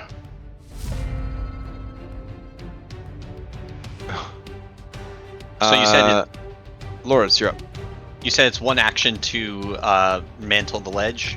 Yeah, just yep. Now, one action pulls you up. I have feat support for this potentially. I have an ability called Rapid Mantle, which generally allows me to pull myself up over a ledge for a free action. All right, then that's what you do. Okay. And I get to stand with that action. I don't know if you have to use action to stand afterwards, but anyways, I get up and I'm going to stride. If I were to stand here, would I be standing on a fire that would, be a potential hazard? Yes, that is a great question. That is a campfire. It is a hazard. I will mark the square. And can I move around this guy to the right? Like if I circle him counterclockwise? You would need to tumble. If you're talking about passing through this space, you cannot. Yeah. It would be a tumble through. Okay. Then I will. Well, let me move your mini. Hold on. Let's see. No, yeah, I wouldn't let you go in that space. So yeah. Okay. I wish I could push him into the fire. That'd be fun. I'm going to go straight up to him, step, and then I'm gonna second action trip him or attempt to. Nice. Okay. And I will say that hands economy, right? You guys would have nothing in your hands when you pull yourselves up because you were climbing. However, the enemies do have a weapon in hand because they were scared shitless by Jade's appearance. Not how you look, Jade, but your sudden appearance. So. Uh-huh. I can't Uh-huh. target them. I'm What? clicking on them, but I'm not getting any reaction. Oh, like you aren't be able to right-click target like you used to? Yeah. You may have to mouse over and just hit T. I am doing that. They don't look like normal tokens. Like the shading that was up here was like a token that I could hover over. These ones, not so much. Huh. Okay. That's very strange because Rolling I dice. see people are targeting them. Oh hell yeah! Are they? Okay. Nat 20. I think it's safe to say that hits. That does hit. Okay, he's tripped. Unfortunately, I think our crit hit and fumble cards are not online yet. So Doesn't matter. wow. All right, He's on the keep ground. going, keep going. Is there any benefit? Oh, he takes in a D6 of bludgeoning damage. Yeah. Yeah. Nice. So roll that out of the description tray. there. Oh. Well, there's even one right there. Oh wow. Okay. So he is prone and takes 6 damage. I love that. I love that for myself. And then I'm gonna follow up with a Gorilla Slam. Or should I make room? We're kind of bunched in here. So I will try to tumble through, but that's gonna be at map. Is that correct? Because I did a Tumble is not affected by map Okay, cool. Tumble through. But also, do you need because it tumble? doesn't. Because Right. tumble through does not have the attack trait. Oh, Yeah, with but prone. on a prone target, do you need to do that? You can only move through a prone enemy if they're unconscious, I believe. Uh, But yeah, but that's like a pro strat. If you're like a mean DM, is to stand on prone heroes. Looks Because like then they have to crawl to get out of the space, which provokes opportunity attacks. DC 18. Yeah, that does not. All right. Guess I'm All right. stuck here. All right, so you run up, you trip him, you try to get past him. You were unable to. All right. Play passes to Cloudhoof. All right. Now, I'm having trouble targeting these guys too. Like, I don't know what. Huh? That's so weird. Like, I I mean, I cannot can click- see Yeah, I little. can see the token, but I can't target them at all. What? Yeah, like it shows me like when I mouse over them, Uh huh. but it doesn't let me actually target them. I mean, Oh yeah, it That's highlights them, and that's weird. okay, so there's a toggle targeting icon underneath their name. Uh huh. That's the only thing I could think of. I'll try using that.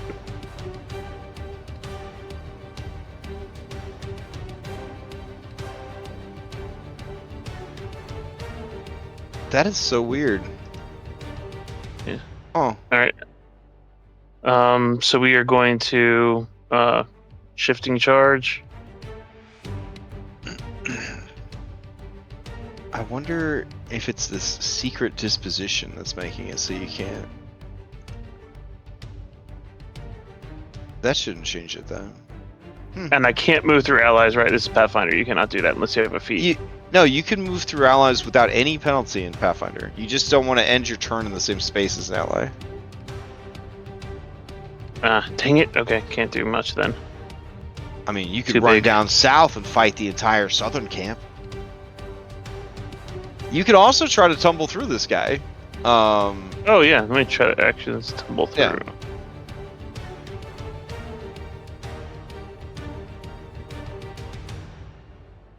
Because of how strong tumble through is, it feels like you pretty much, if you have a melee character, need to have athletics and acrobatics in this game. Yeah.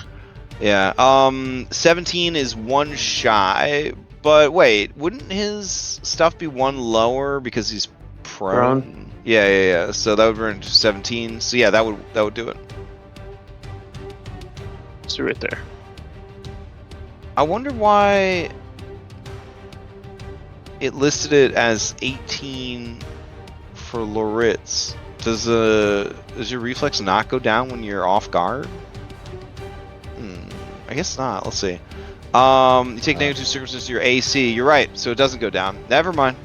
You would not be able to get through on a 17. My bad. Okay. Sorry, man. I'll attack him from here. Okay. Yeah. I'm guessing I'm targeting him. I'm not entirely sure.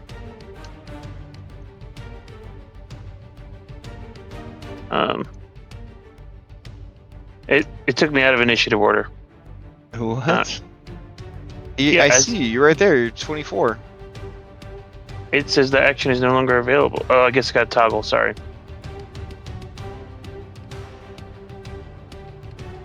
What the hell? My toggle for putting on my stance is not.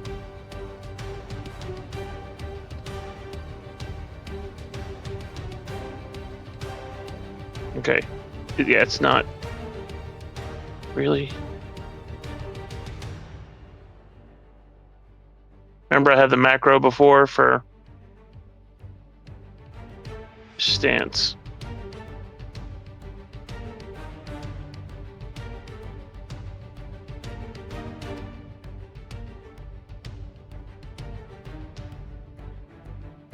I Shoving guess is just a way, isn't it? What? He's shoving. You will push them away. Reposition is you can move them into any space that is not hazardous, essentially. Oh, Yeah. I see the problem. It's saying It's saying what? What's happening? I think it was saying that my my macro was not Oh, action right. no longer exists.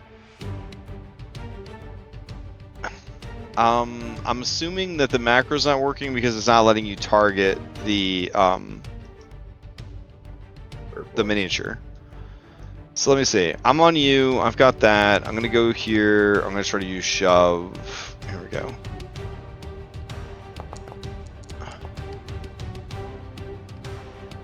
All right. So that would be a success. So you would then shove. You're trying to shove him into the fire.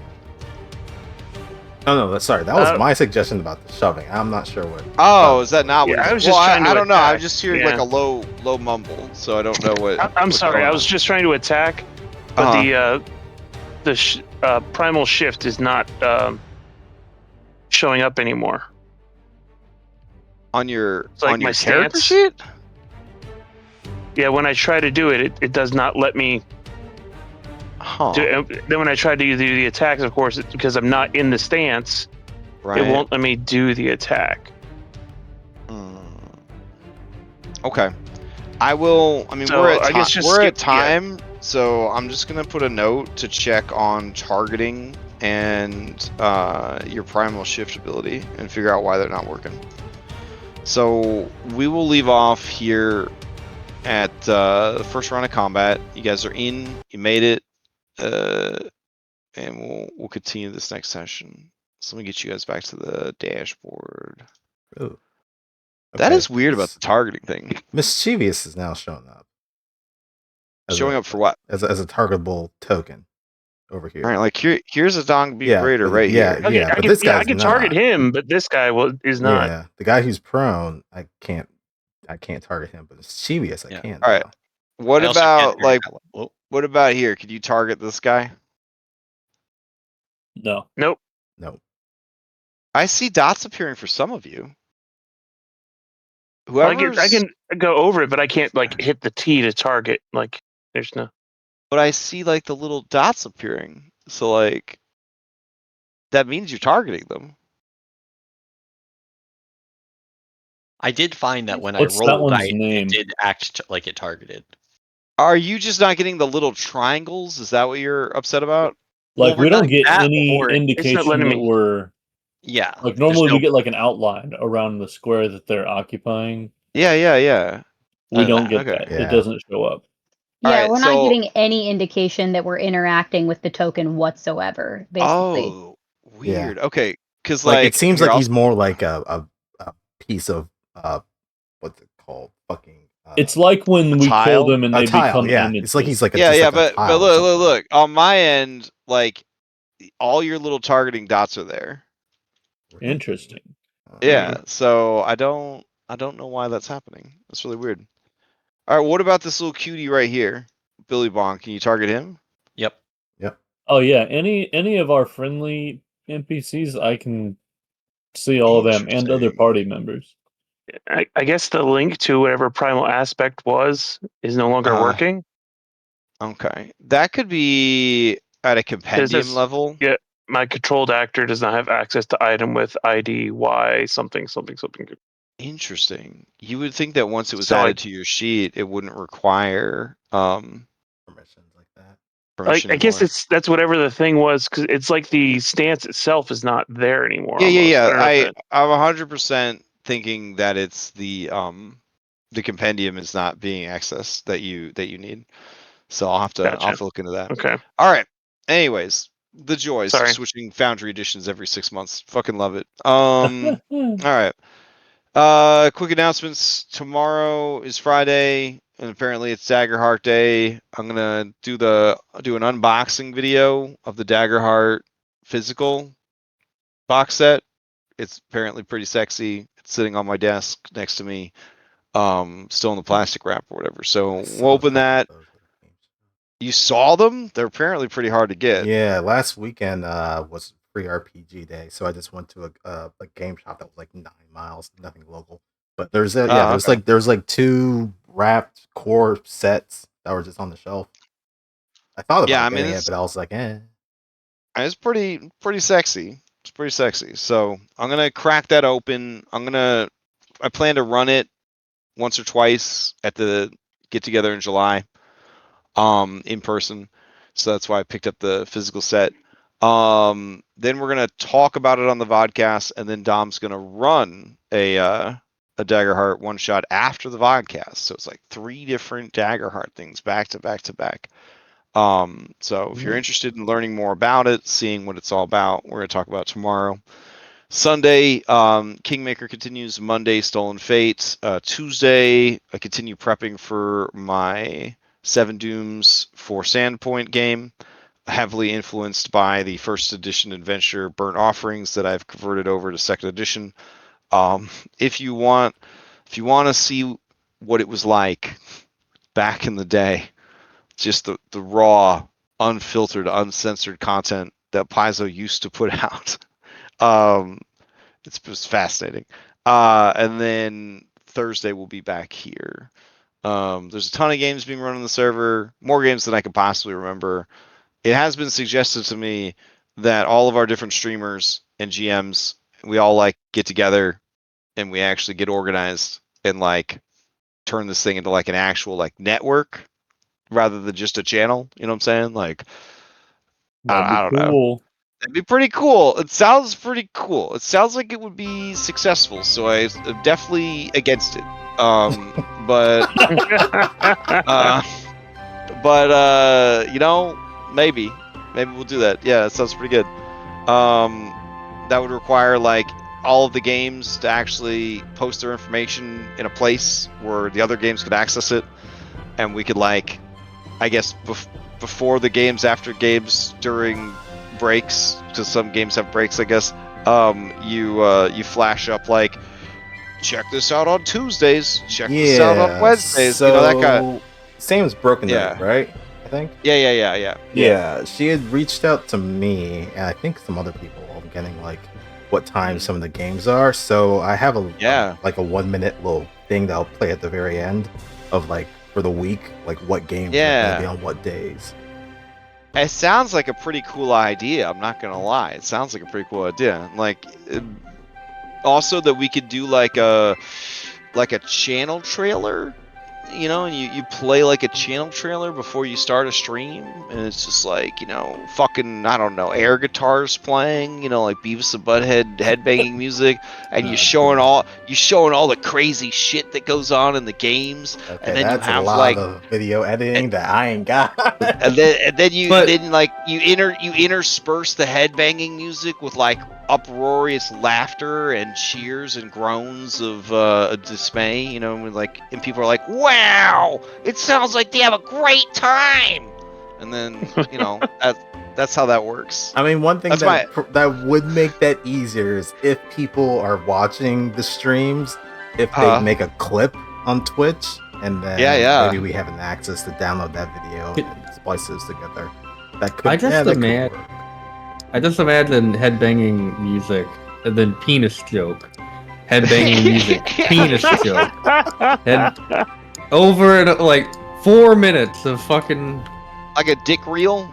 Yeah. Headbang music. That island looks like a girl. Listen, God knows that we could at least get 5 minutes from the last 7 years. From the last 7 years, we could get at least 5 solid it's rock hard 80% minutes. skull sackle.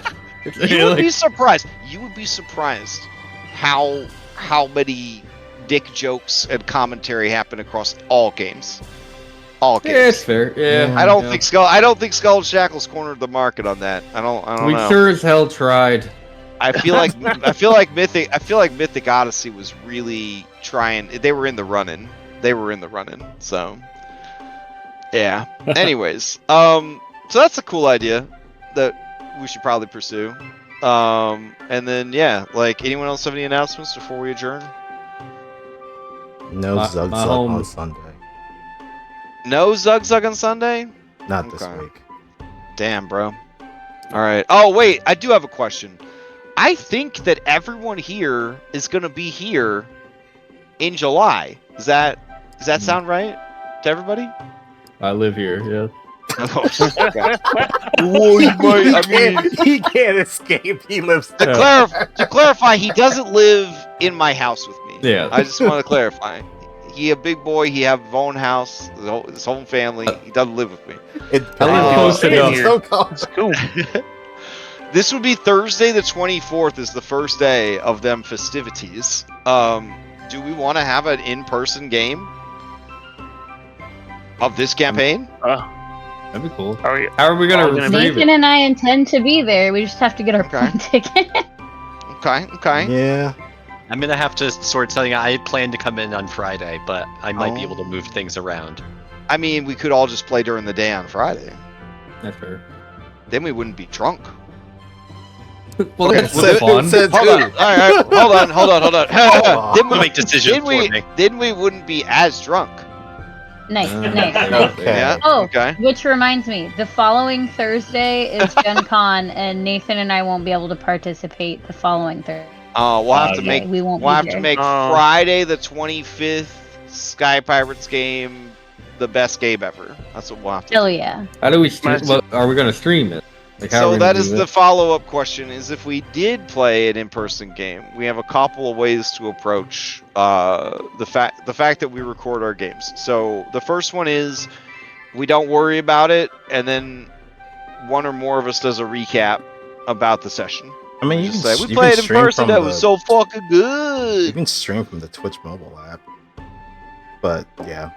The other They just bring the fucking tower downstairs. the other option is that we set up one or more camera and we do like a live game. Wes and I have successfully done this a couple of times. Sure. The production values are not great, but we have They could- successfully done it. Yeah, but we Yeah. gotten better over the years. If you We want were to li- see something adorable, in the deepest archives of my YouTube channel is a video of me and Wes and our friend Steven playing Dungeons and Dragons with 2 little kids, and they were having the best time of their life, and it was all recorded for Extra Life. And so, proof of concept, we are able to do that. like 13 years ago. A whatever. third option is we record the audio of the game, and then we just provide the audio of the game, maybe with some interspersed like photographs of like the miniatures, the table, like stuff like that. And then the fourth, I don't really think there's a fourth option, but those are the two. They're the 3 options. Missing So, episode. Well, the fourth option, I guess, would be we just never tell anyone what happened. We just never tell anyone what happened. Yeah. So we're pulling the Stone Fate random ass episode that just happens. Nothing in Stolen Fate is random. I don't know what you're talking about. I don't know Oh, what you're sorry. talking about. I don't know. And I don't get a big smile anytime someone comments on the first episode of Stolen Fate and says, "I don't understand what the fuck is going on." I saw that comment. It was like mission accomplished. Was that the players? Did they My face just turns. You remember when the Grinch realized that he was going to destroy Christmas? That's what my face looks like when I see a comment like that about Stolen Fate. When people are like, "I don't fucking understand this," I'm like, What episode is this? Why is it mislabeled? Yeah, this says it's episode 1, but they said it's episode 23. 42. I don't understand what's going on. I'm like, yes. Imagine how bad it was for the players. Imagine how bad it was for the players. Honestly, yeah. that Anyways, was enjoyable though. yeah. I mean, I was trying to set the pace for a campaign that was gonna not really make a lot of sense. So I hope, I feel like that's It hasn't delivered. made sense since. I delivered a little too hard, and I think I almost lost the campaign. But I think we're back on track. I think the Lion King put us back on track. So I love Stolen Fate, so I don't know. I mean, I really need to catch up on all these.